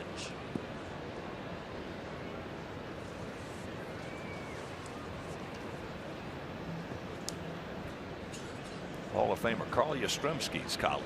Merrimack?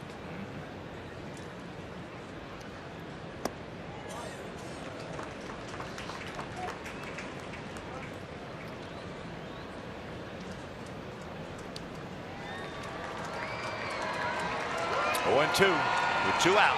Ducks on the pond, 1 in. We lead at 5-4.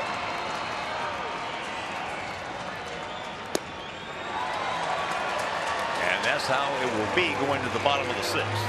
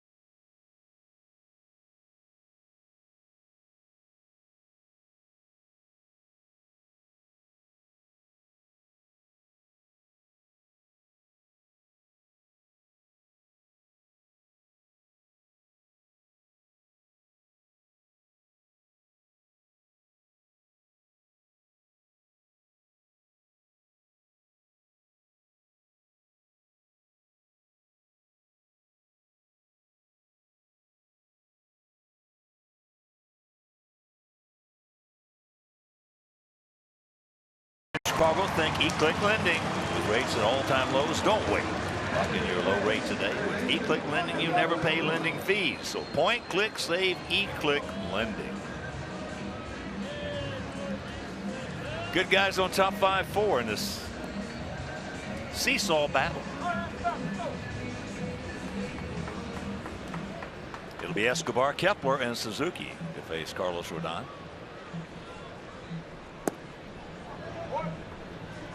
Eduardo was going out to right and grounded to third.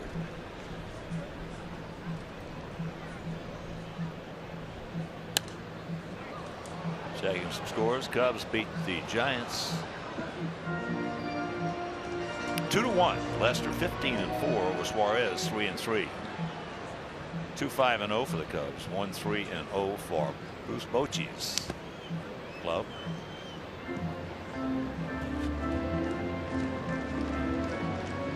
Let's see what went on there.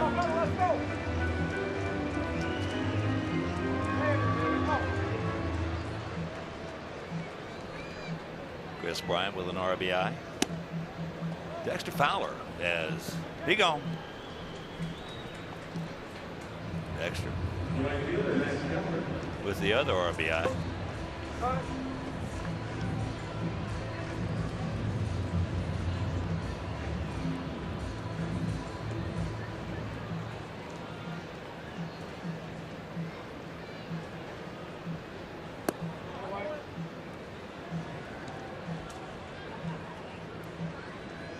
Kepler has gone out to left and popped up to Abreu.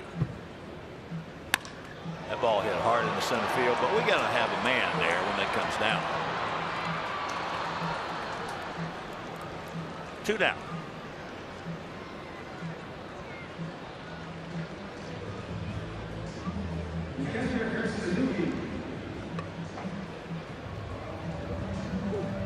Set that Chris Bryant did not have an RBI. Fowler had the RBI. And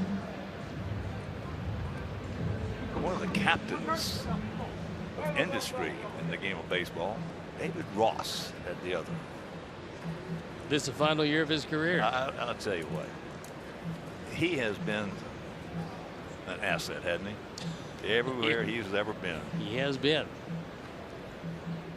And I know one guy's going to feel real unhappy that he's gone, and that's John Lester. That did not take long. Nice inning, and we're into the 7th, leading 5-4.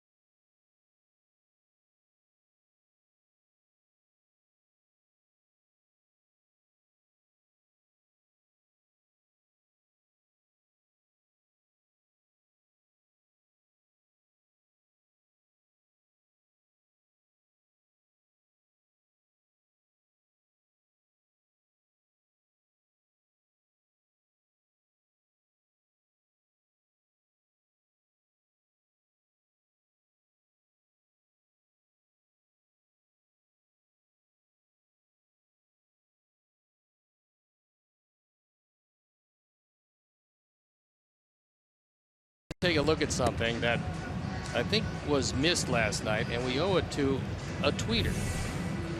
Now watch this.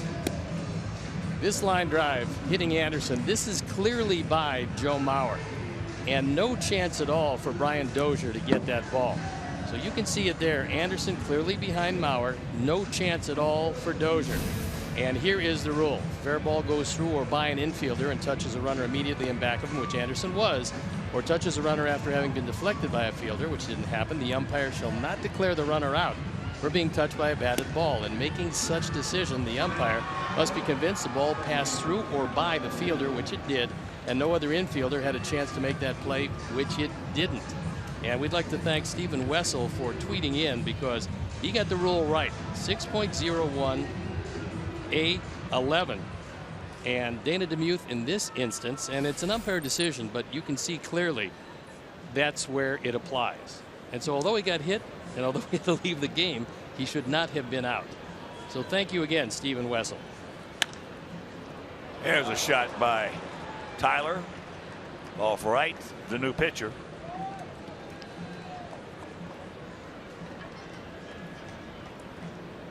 Pat Light on for the 8th time. Control has not been there. 6 walks in 8 innings. He was acquired from the Boston Red Sox. He's always had a good arm. He's just finding the strike zone, which has been a problem. Left-hander Fernando Abad went to Boston and not having a good run at it with the Red Sox.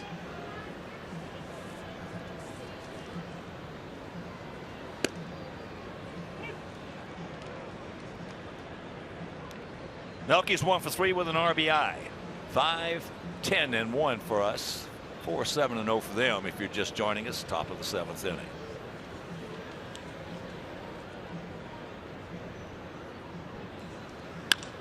And there's a base hit. So back-to-back singles. Well, who sent that tweet in? Stephen Wessel. Stephen, you're on top of it, buddy. Well, I'll tell you what. I didn't know that. I swear I didn't know that. I thought that every time a runner got hit with a batted ball, he was out. Did you know that? I had seen it called before, but I didn't even think about it on that one. Not in the slightest. But yeah, he was absolutely right on top of it. So yeah, nice he was. job. I'll tell you, it's not only in baseball, it's in other sports, golf especially. The people who know the rules the least are the players. The only guy that I know in baseball that knew all the rules, I'm talking about my career, that knew everything that you couldn't fool him on, was A.J. Pierzynski. Well, there was a play many years ago when Don Zimmer was managing, and he was managing for the Cubs at the time. There was a play at third base, and the third baseman dove for the ball. Shortstop couldn't get to it, and the runner, it was on a hit and run, and the runner actually crossed in front of the shortstop but behind the third baseman. When he dove for the ball, he was hit by the ball. The umpire called him out, and Don Zimmer came out, argued the play, and eventually the call was overturned.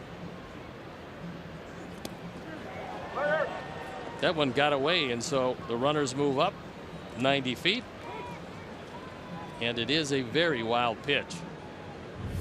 I told you about Light's problems with the strike zone. Good breaking ball. Kurt Suzuki could not stop it. He tried to backhand it. No chance of that.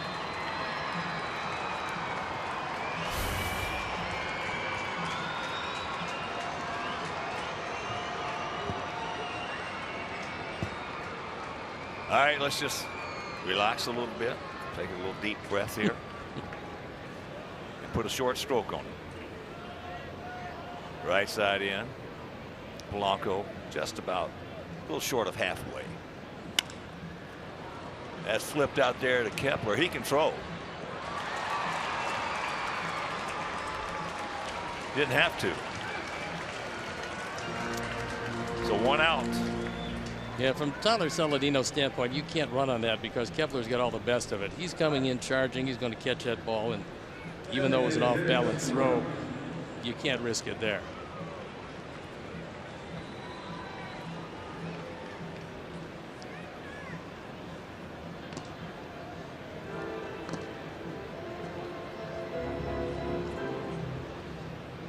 So here is Morneau, 0 for 2 with a walk and a run scored.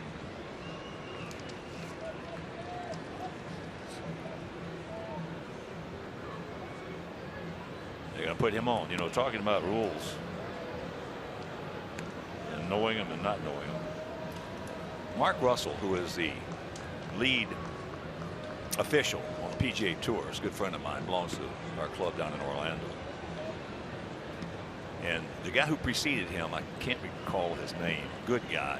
He was the lead official for years and years out there. And we were talking one day, and I asked him, I said, we were talking about the rules.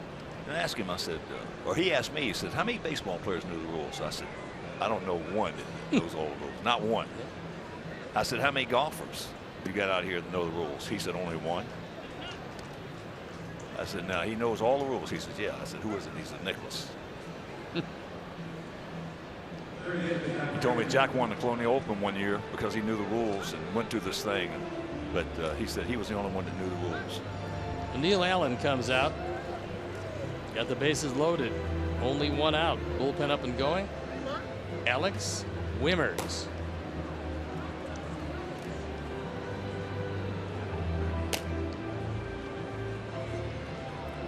Just like we promised you earlier in the game, it's Miller time, brought to you by Miller Lite, and here's our Miller moment. A historic home run. Todd Frazier taking over the center field wall, a 2-run homer. That coming in the 4th inning tied up the game, but more than that, gave him the all-time home run lead by third baseman in the White Sox organization. He got by his manager, Robin Ventura.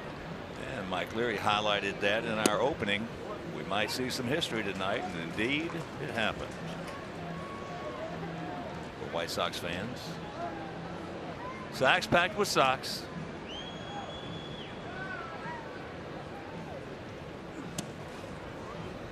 And Suzuki with a nice play, nice shift. Well, that was a slider that backed up, and the catcher certainly isn't expecting that. So the base is loaded. 43 career batting average.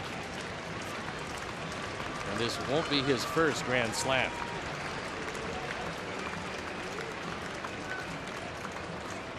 Gap in right center.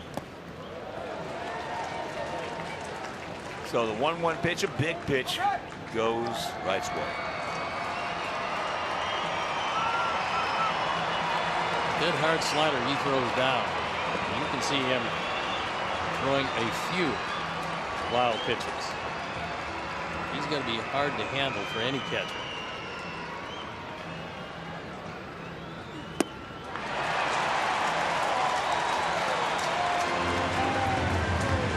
Two down. Another hard slider. This one stays in the air all the way. That could actually, the way it was released, could be a forkball. That's what it was. It looked like a forkball. There was no spin on it. That's what it was.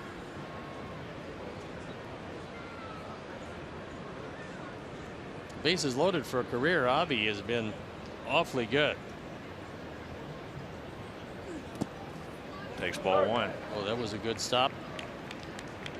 Avi 0 for 3, but he has scored a run tonight.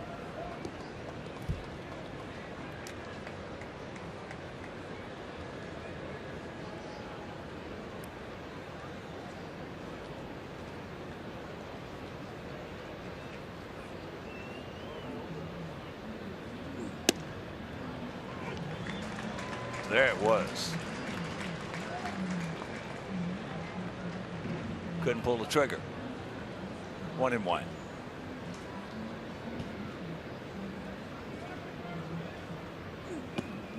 Big pitch right there. Goes Avi's way.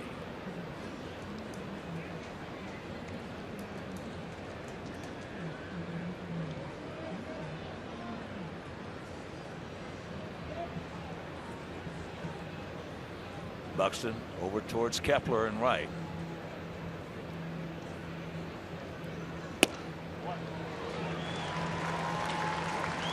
There it was again. So he's had two good pitches to hit. Couldn't pull the trigger. And the count 2-2.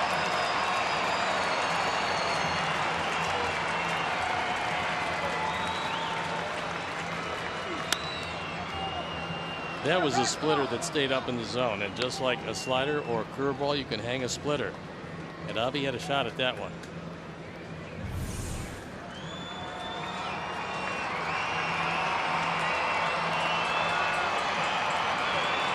Right down the middle, you see no spin on it, and usually the bottom falls out. Not that time.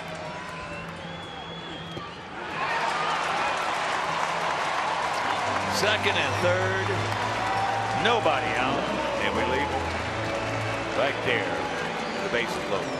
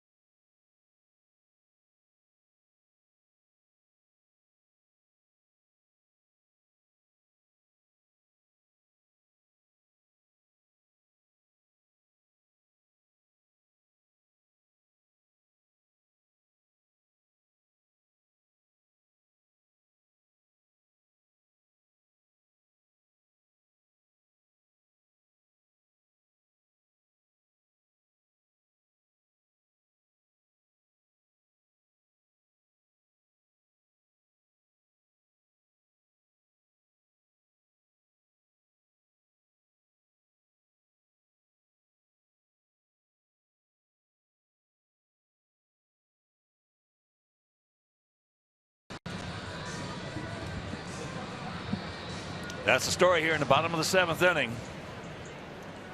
5-11-1 for the good guys. 4-7-0 for their guys. Here's Schaefer. He has double scored, fouled out to Narvaez.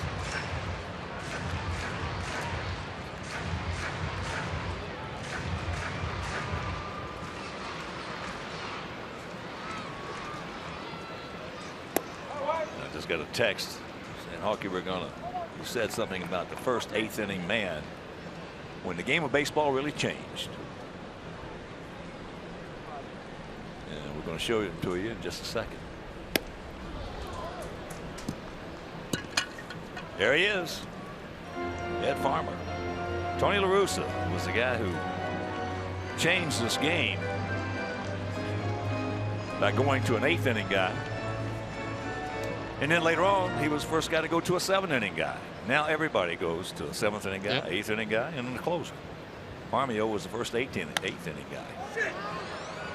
High pop-up, Abreu.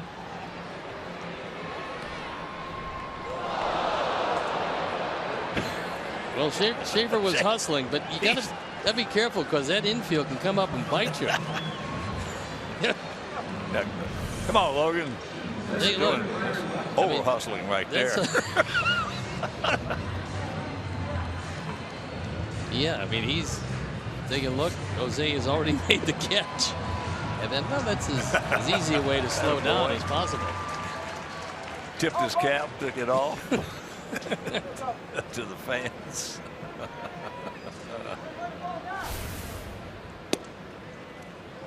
So here's Buxton, the rejuvenated, revived 22-year-old talented center fielder. He's 2 for 2 with 2 runs scored.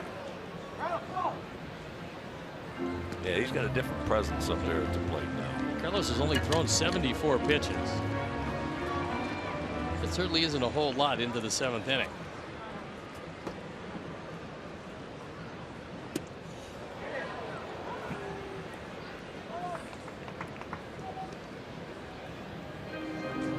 Nate Jones throwing in the pen.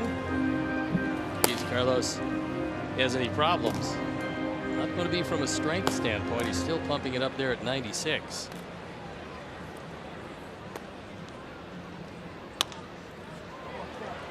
He knows he's got to hurry. He does. Good play.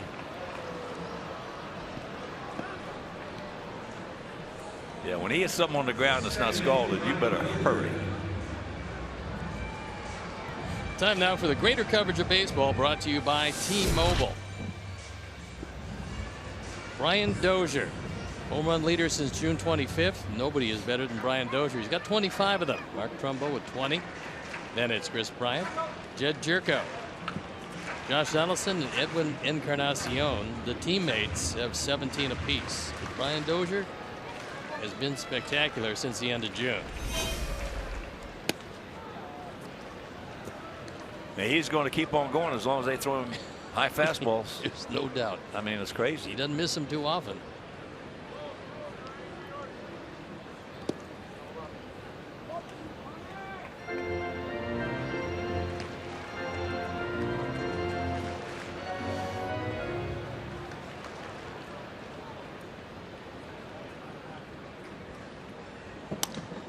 And that ball hit it to left field.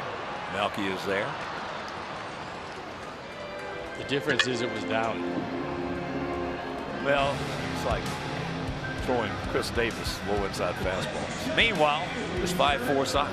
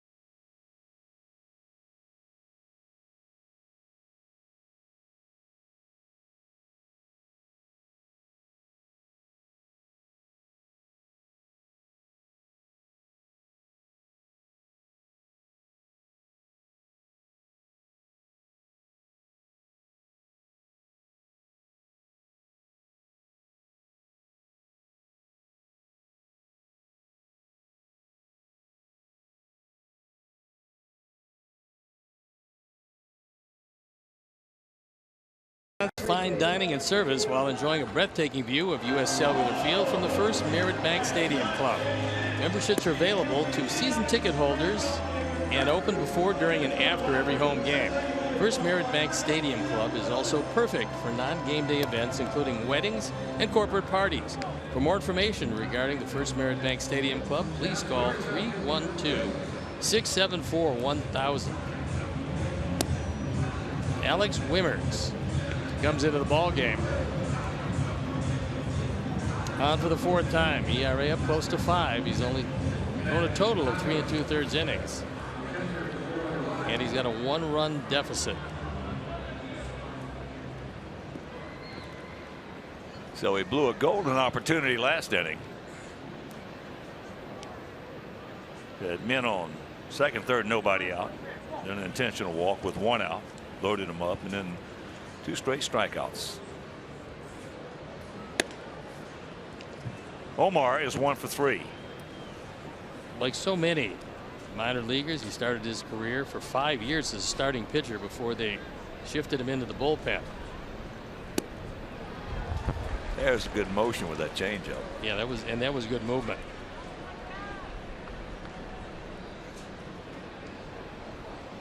A good motion.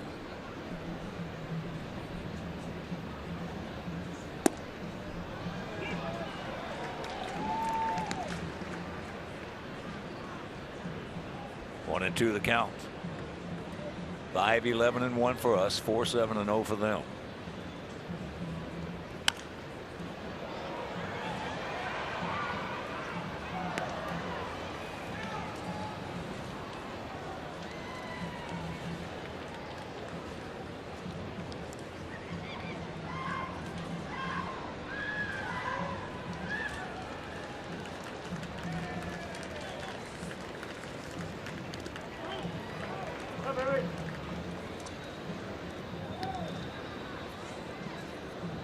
Narvaez has hit safely now in 14 of his 16 games.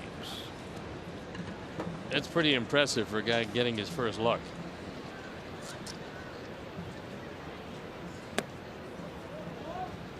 And he has looked good behind the plate as well.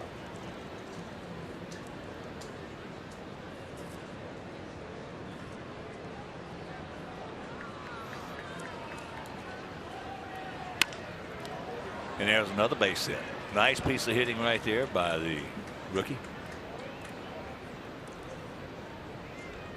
Time now for our PNC Bank upcoming schedule. And there's 2 more against these Twins here in the Twin Cities. And then back home for a long homestand, which kicks off with the Tigers for 3 Monday, Tuesday, and Wednesday before the off day Thursday. The PNC Bank upcoming schedule. So here's Sanchez. Carlos, RBI double. He's 1 for 2.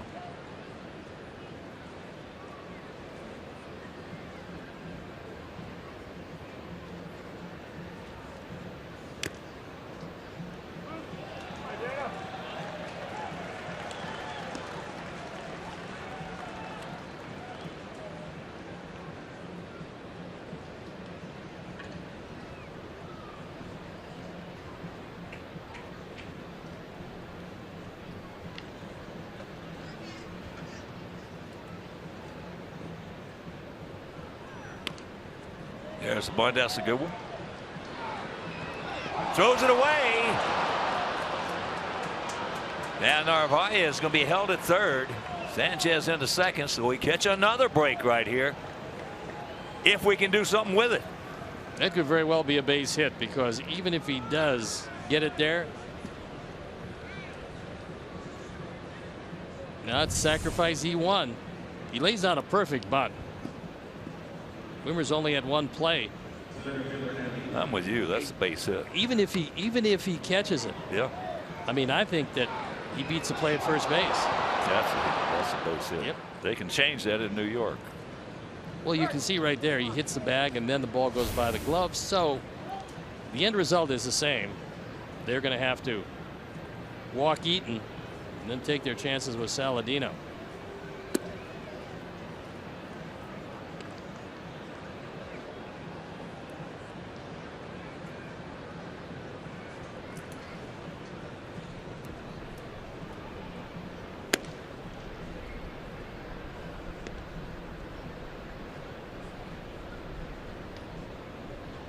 do. A reminder, tomorrow, 6:10 start. Right here on Comcast Sportsnet. It'll be James Shields against Hector Santiago. And the finale on Sunday, Anthony Renato against Andrew Albers. Albers, southpaw. And that'll be a 1:10 start over WGN. So for the second time in as many innings with less than 2 out, we have the bases loaded. This time, no out.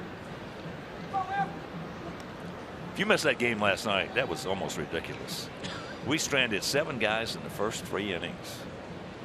Wound up with 11 stranded for the game.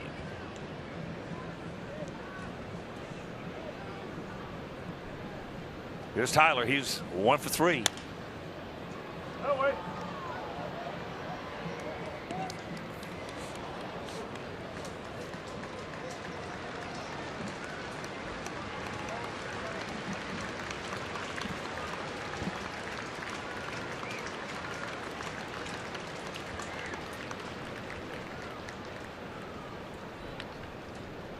Outfield straight up. Buxton short out there in center. And in situations like this where you don't need any heroics, I'd just soon have Tyler Saladino up there as anybody. Not going to overswing.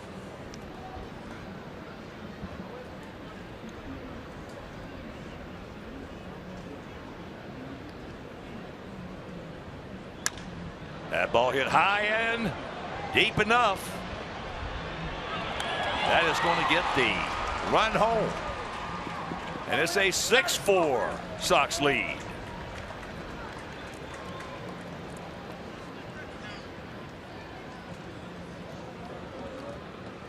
He had a sacrifice bunt in the first and a sacrifice fly here in the 8th. That's 33 runs batted in, and he got the job done.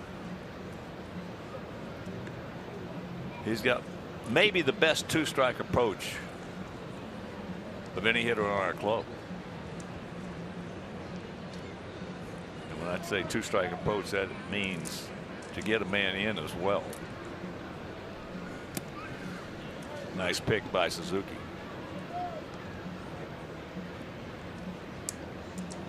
And by the way, he just missed hitting that one out of here.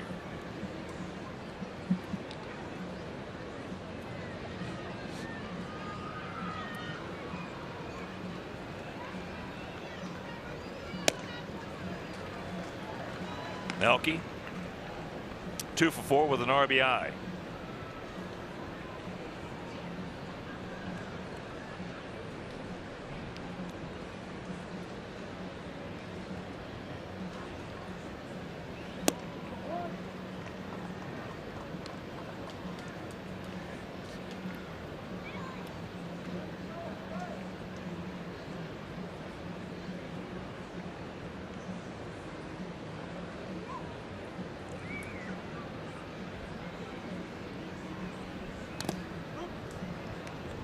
Count evens at 2.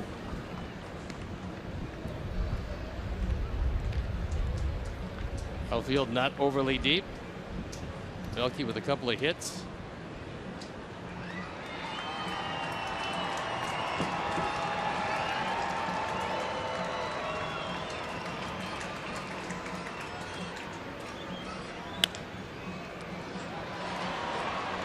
Bobbled it. Now he has to go to first. He actually jumped up on a ball that he didn't have to jump for, and sometimes that'll happen to you. It should have been double playing out of the inning. It's not. The inning's still alive. Well, we have caught so many breaks in this game and just cannot do anything with them. See him jump up, it hits him in the heel of the glove, and then he's left with only one play.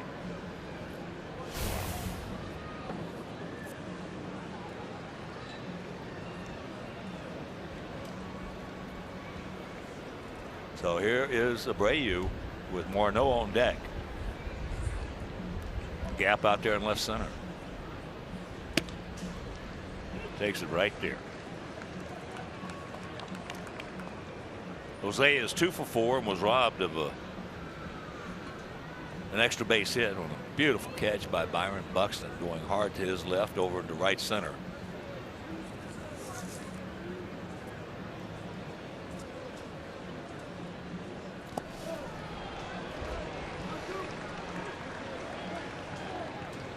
0-2 the count. Well, Suzuki has had his hands full with some guys who throw the ball pretty well and throw a lot of pitches in the dirt. He had his hands full last night with Santana. Yes, he did.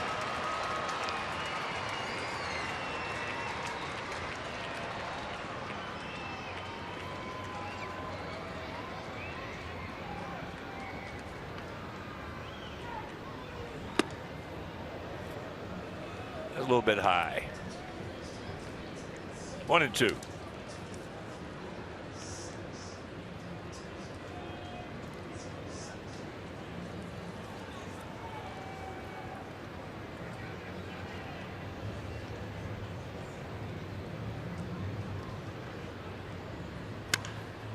Look at that. That's a Frank Thomas. The big hurt kind of hit right there. That's going to knock in a pair.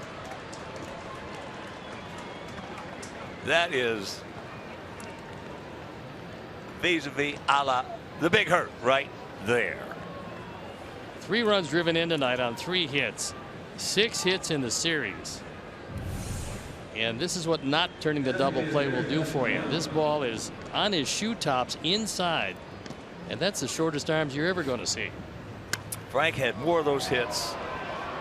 Looked like he was playing croquet. Look at it.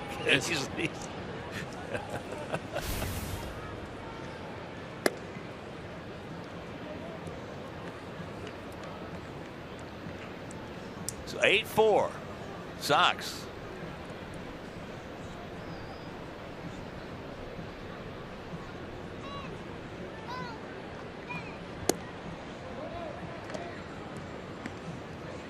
Most of Big Frank's hits like that, though, went to right field. That was straight up and down.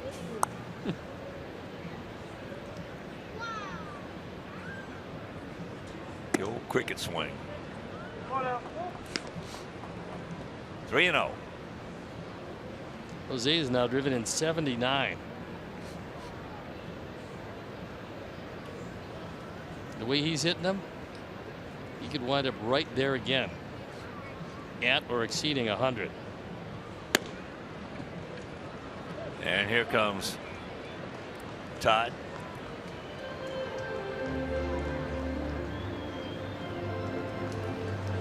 And Neil Allen coming out from the dugout last night.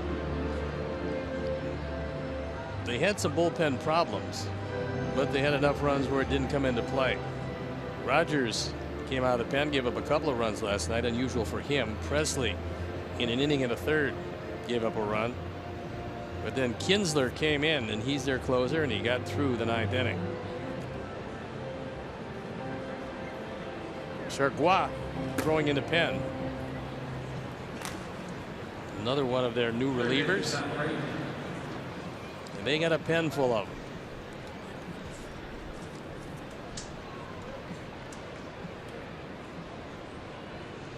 He was a 2nd round pick out of Rice.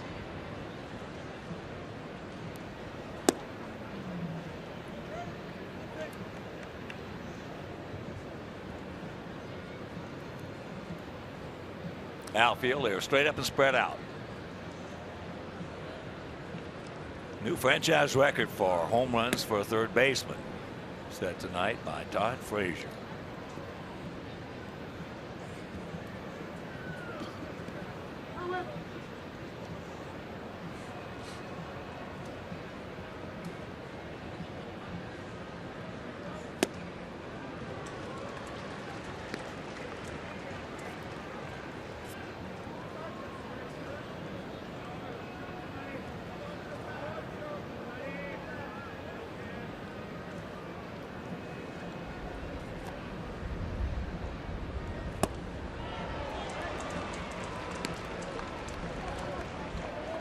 Two on, 2 out, 3 in.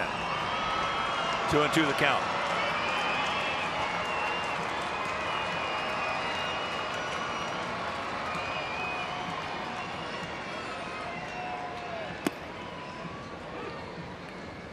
And it's full.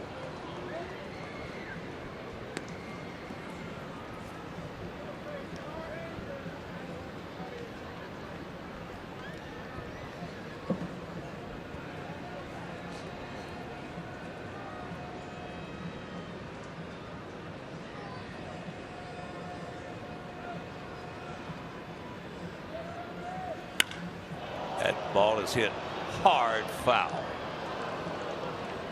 Boy, that was just an absolute rope. It could have very well drove home 3. No, 2. Ball hit like a rocket.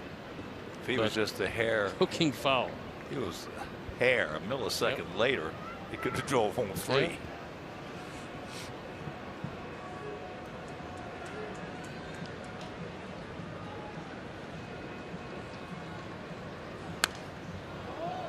Good rip at that one.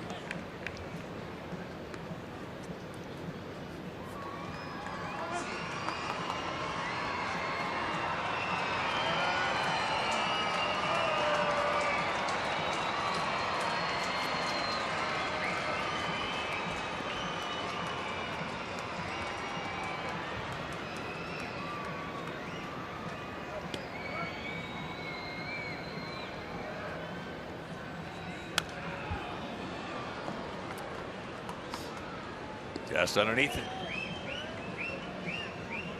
20,806 in attendance. They're averaging 24,850.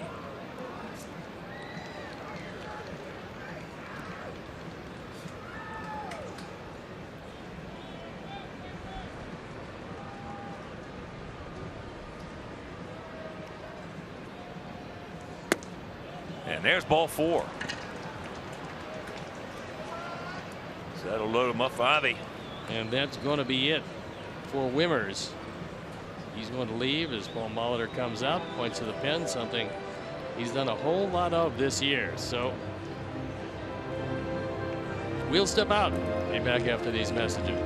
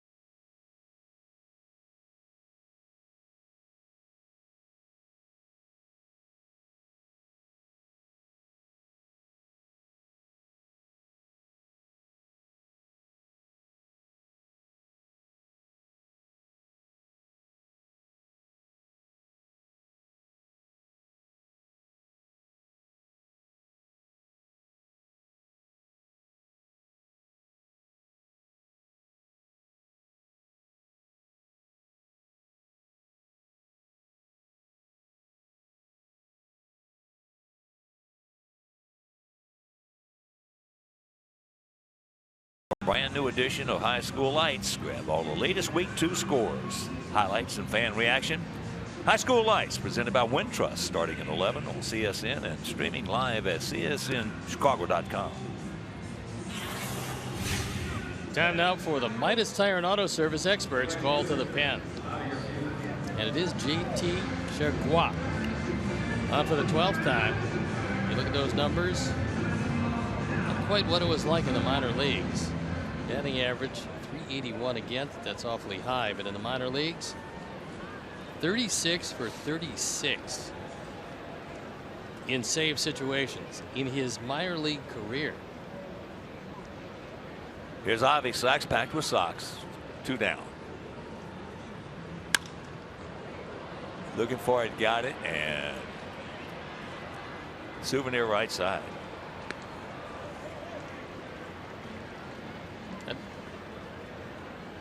That guy awfully happy. I think it hit him in the chest, but he's still happy. He's got it.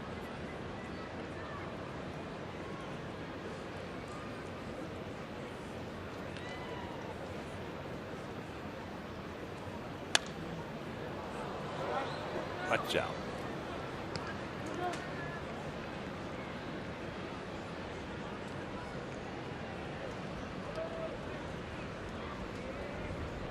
Abreu, Morneau, Frazier.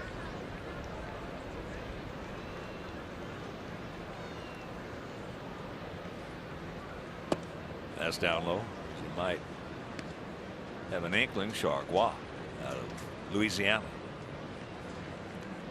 Sulphur, Louisiana, now resides in League City, Texas.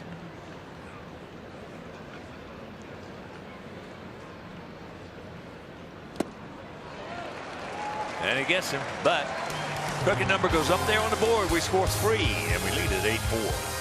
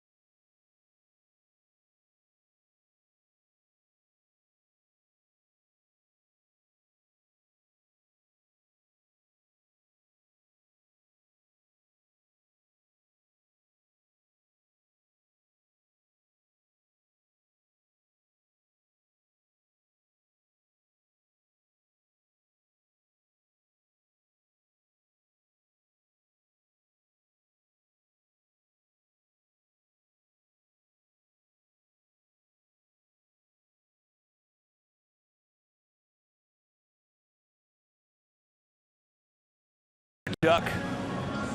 And we got a new pitcher coming in the ball game. It is Nate Jones. Got a big lead to protect on for the 63rd time. ERA 2.64 and a 5-3 record. Carlos Rodon, the pitcher of record, he departs. We got to talk to Jim Cornell Jr. about our Chuck. He's working it too hard.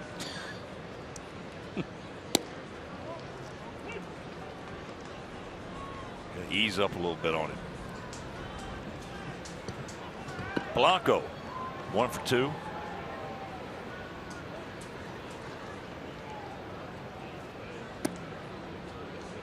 Blanco's been a good hitter, switch hitter, hitting over 300 from both sides. Came in hitting 324 right-handed, 302 left-handed.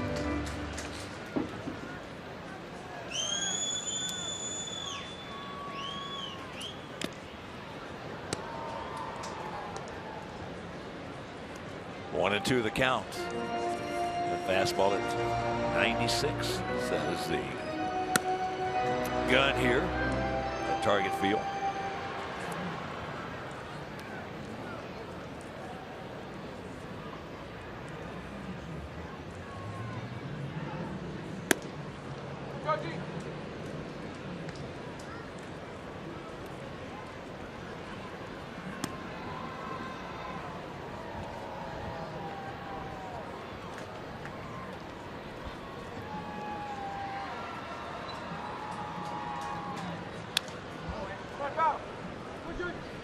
Four Sox trying to get on the board on this road trip.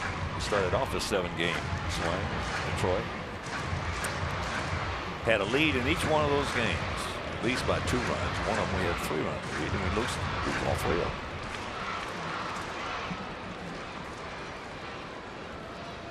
Had a lead last night, lost that ball game, so we're on a 4-game losing streak.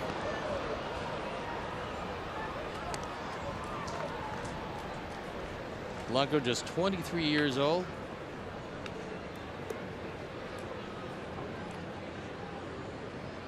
This is his third shot, but this is his most extended shot in the major leagues. It's foul. Checking some other scores. Nasty Nats beat the Mets at Citi Field 4-1. Cole over Syndergaard. Syndergaard 12-8 with a 2.56. He's fun to watch.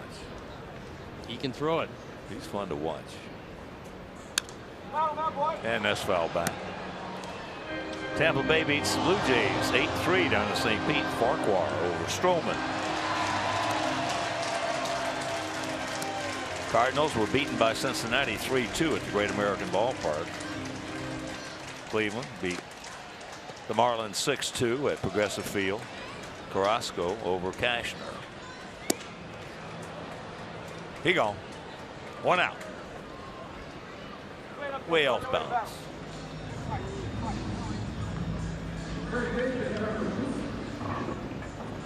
Baltimore shuts out the Yankees 8-0.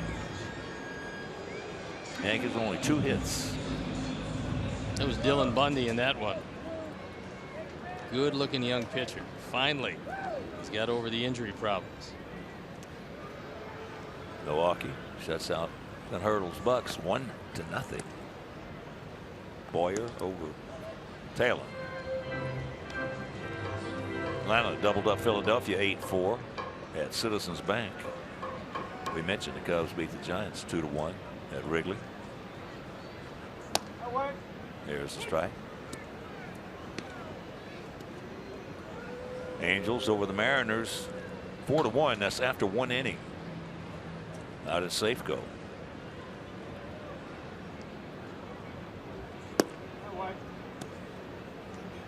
Top of the second, and Los Angeles no score as they host the Padres. Bottom of the 6th in Denver, 7-6 Arizona. Arizona coming in 21 games under 500.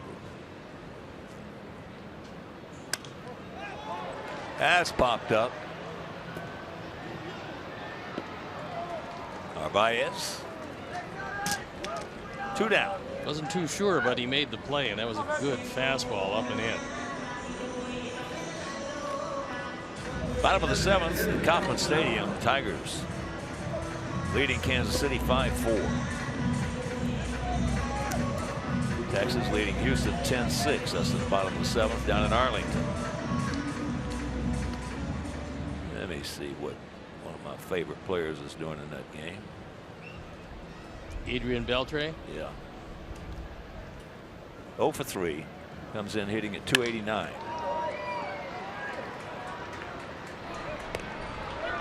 Sanchez got him. And that'll retire the set. We'll go to the 9th inning leading by 4.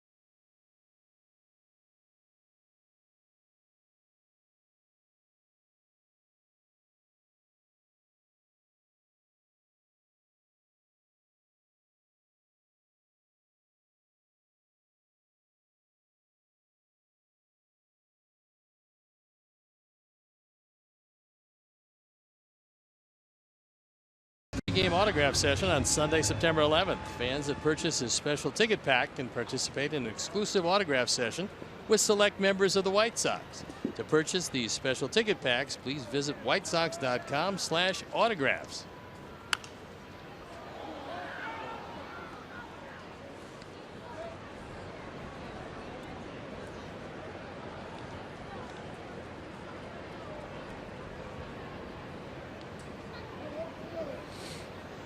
Outfield, for the most part, straight up, maybe a step or two to the left. Narvaez 2 for 4 with a run scored.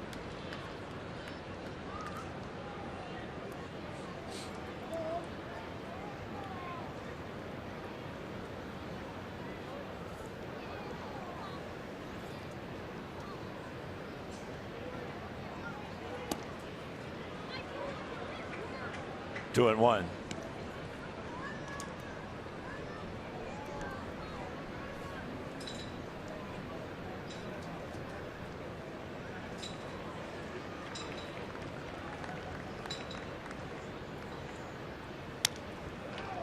Watch out, Carlos.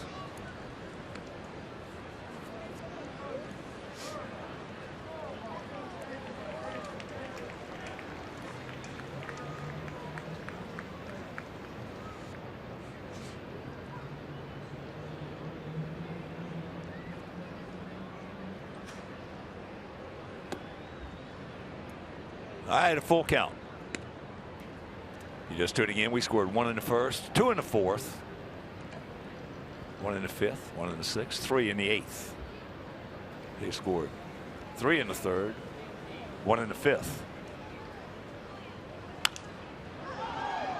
And that's in and out of the mezzanine. Dan Jennings and Michael Inoa throwing into Pat.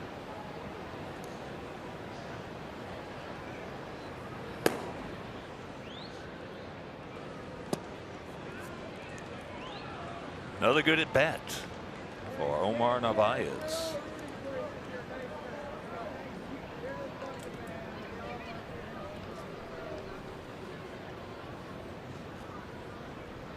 And here's Sanchez. He is 1 for 2 with an RBI double. Also a nice sacrifice bunt.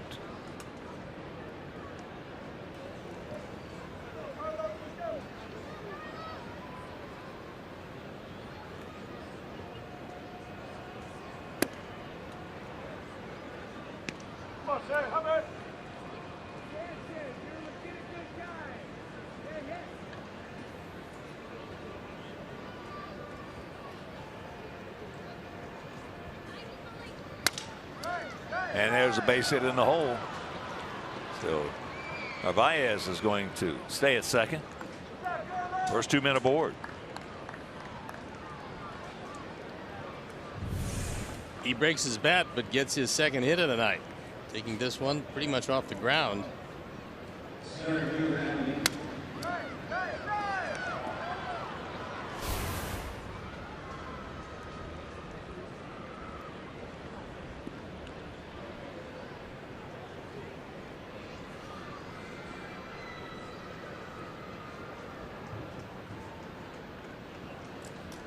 And here is Adam. 3 for 4. 2 runs scored. Takes first pitch strike.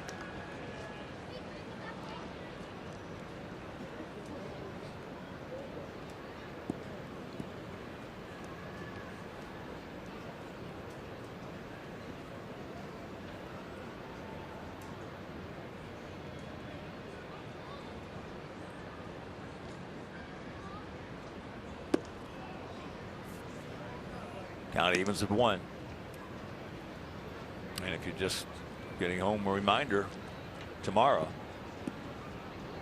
6:10 start right here over Comcast Sportsnet. James Shields against Hector Santiago.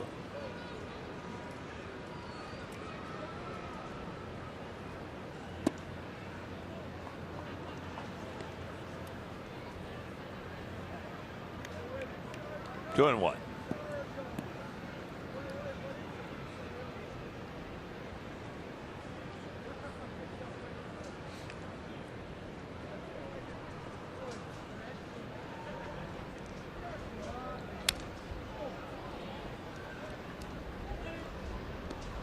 Just looking at this sequence right here.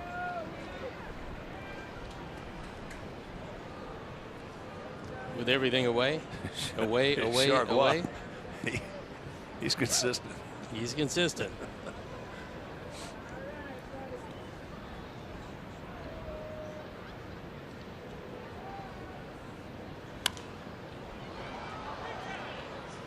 Good approach to that pitch by Adam.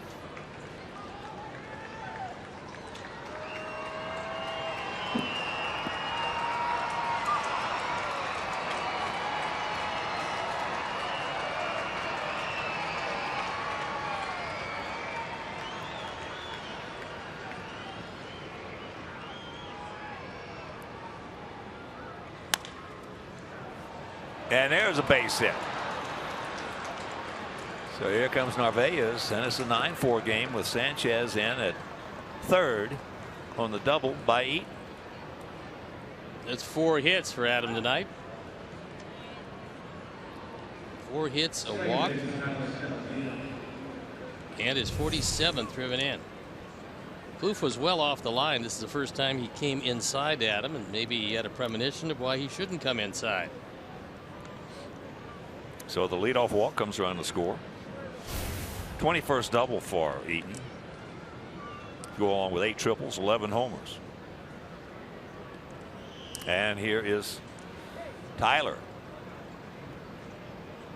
1 for 3 with a sacrifice bunt, a sacrifice fly.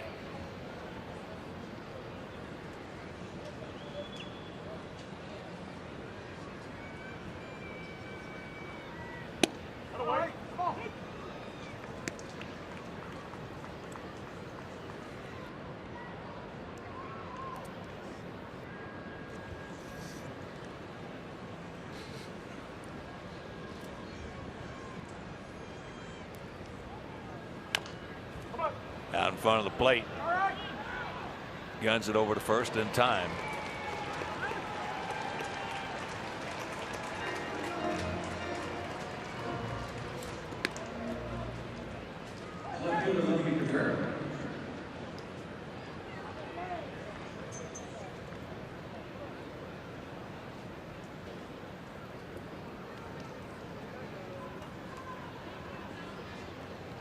And here's Melky. Melky has struck out, grounded to first. Twice he has singled, once knocking in a run. And he also has bounced out 1 to 3.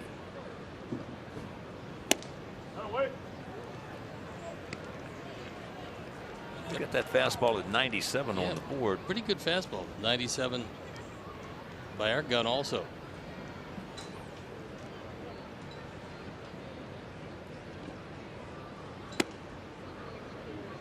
That one at 98. Well, to me, just looking at it, it just doesn't look like it's that quick. Some guys, you know, you can see if it's 97, you can see it's 97. Well, he kind of slings it from the side. It's an unusual motion, but it's almost a short arm motion, which should aid in deception, but he looks pretty true to the left-hand hitters. Well, he was what, 36 for 36? You said? Yep, as a closer in the minor leagues.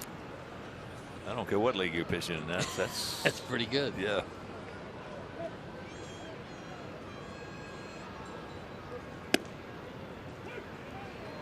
Two and two. Oh, Melky, pick him up, buddy. Let's have a little music in that clubhouse tonight.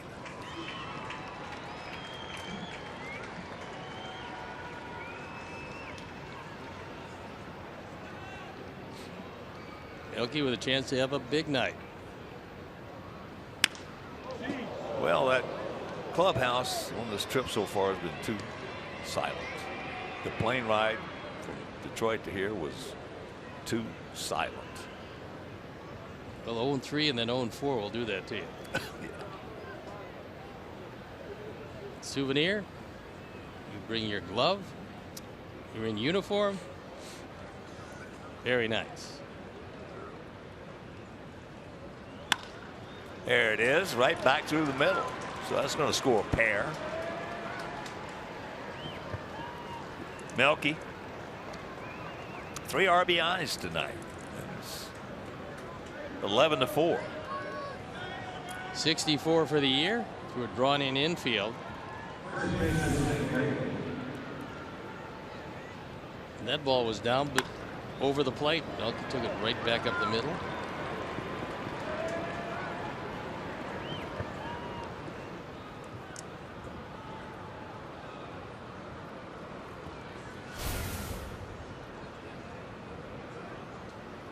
It's 4 runs scored for Adam Eaton tonight.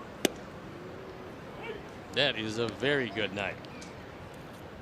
All this started with that leadoff walk, the dreaded leadoff walk.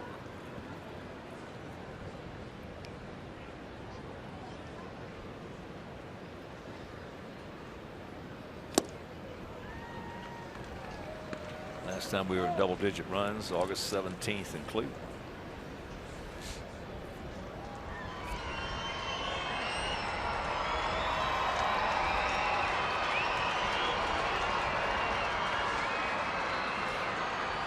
Abreu, 3 for 5, 3 RBIs. What job. Boy, these guys over in that first base camera well have had a chuck and duck time tonight. Well, that can do it to you too, because you're certainly not looking at the baseball.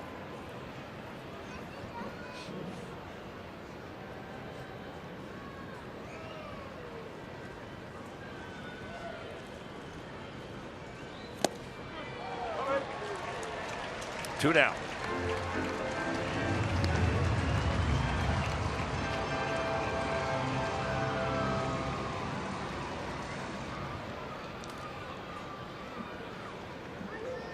So here's Morneau. He's walked 3 times in this game. He's 0 for 2 with a run scored.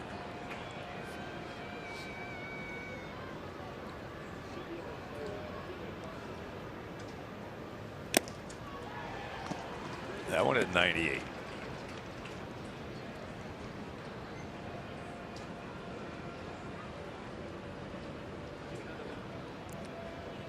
Chargois, 6'3", 200 pounds.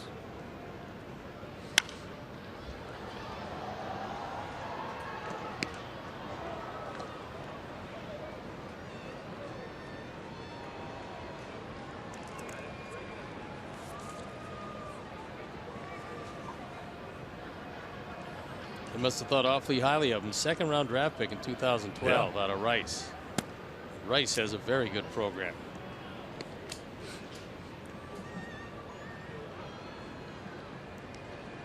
The whole industry, so to speak, or sport of the game of baseball is really positioned to be a lot of fun for a lot of years with all the young talent. You're getting smaller schools coming up with terrific programs now.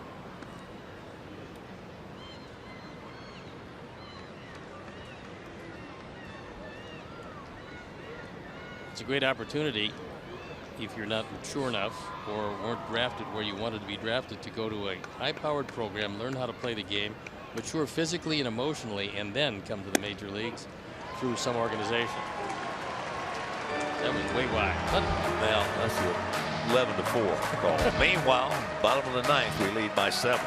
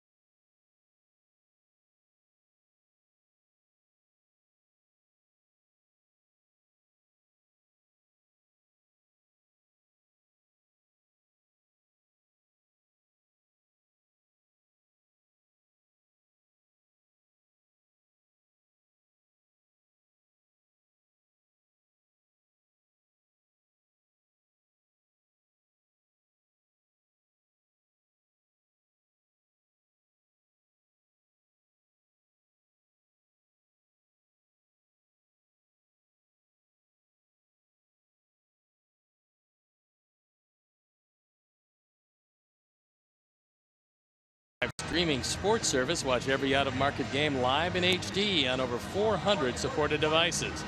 It includes a free subscription to At-Bat Premium, the #1 app for live baseball. Blackout and other restrictions apply. Visit MLB.tv for details. We've got a new pitcher in the ball game. It is Michael Inoa. On for the 17th time. He's 1-0. ERA of 4.12. And he's got a big lead.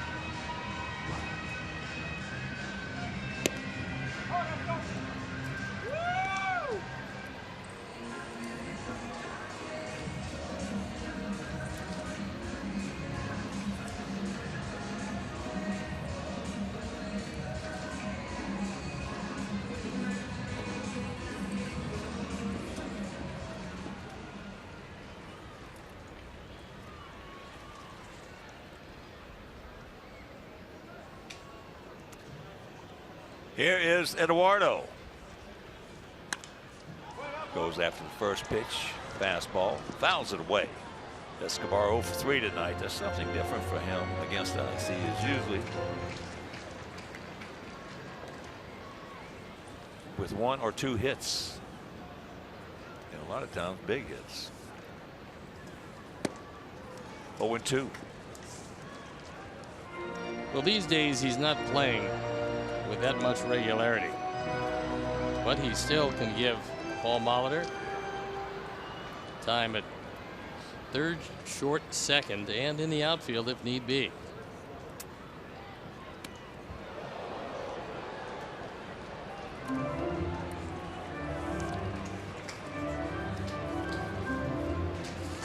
Houston trying to come back in that game, top of the 8th inning down in Texas. Rangers leading now just by 2, 10-8. Troy still leading Kansas City 5-4, bottom of the 8th.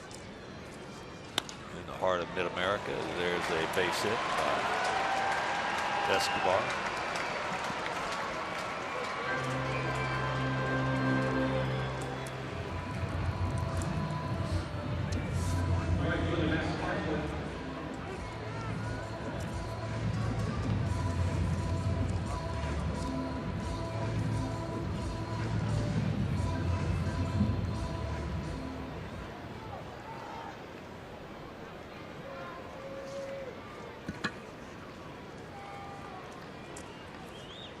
Here's Kepler. 0 for 3.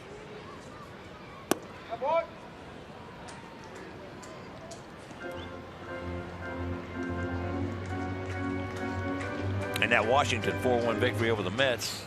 Bryce Harper, a couple of doubles in that game. Cole, the winner. Over Syndergaard.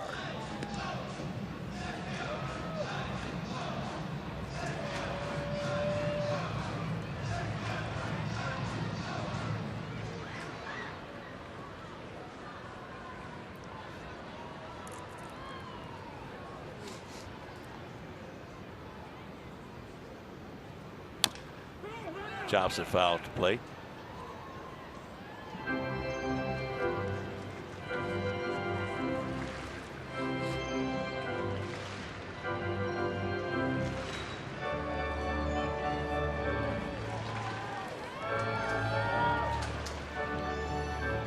Kepler's had a tough night tonight, but he's shown himself to be a pretty solid player, just about every aspect of the game.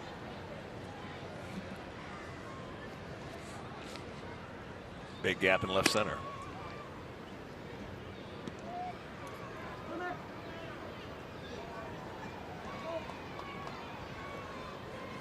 There you look at the defense from high overhead.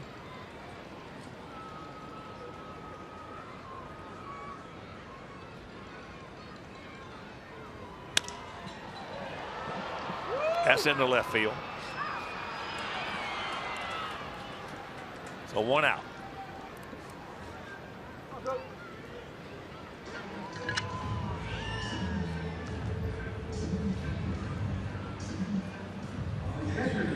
And here's Suzuki. Kurt at a 4th inning single. He's 1 for 3.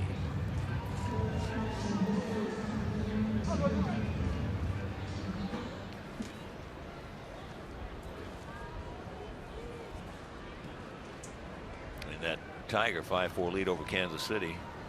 Miguel Cabrera has homer, number 29. Justin Upton has homer, number 19. He looked real good in the series against us. He looked like he was the guy that they thought he was when they extended that long-term deal to him. He's just a real good-looking player. You know, I mean, he's a little shaky out there defensively, especially on line drives right at him. All right. Rack him up. And this ball game and this 4-game losing streak is over. A lot of runs tonight, a lot of offense, and Carlos Rodon hung in there. He had a very shaky 3rd inning. After that, things got a whole lot better for him, and he winds up with his 6th win. But the bats were booming tonight. Well, we had plenty of chances last night to do a lot of damage. We had 11 runs tonight. Could have had 15 or 16 very easily. So that is a good sign. And a big night for Todd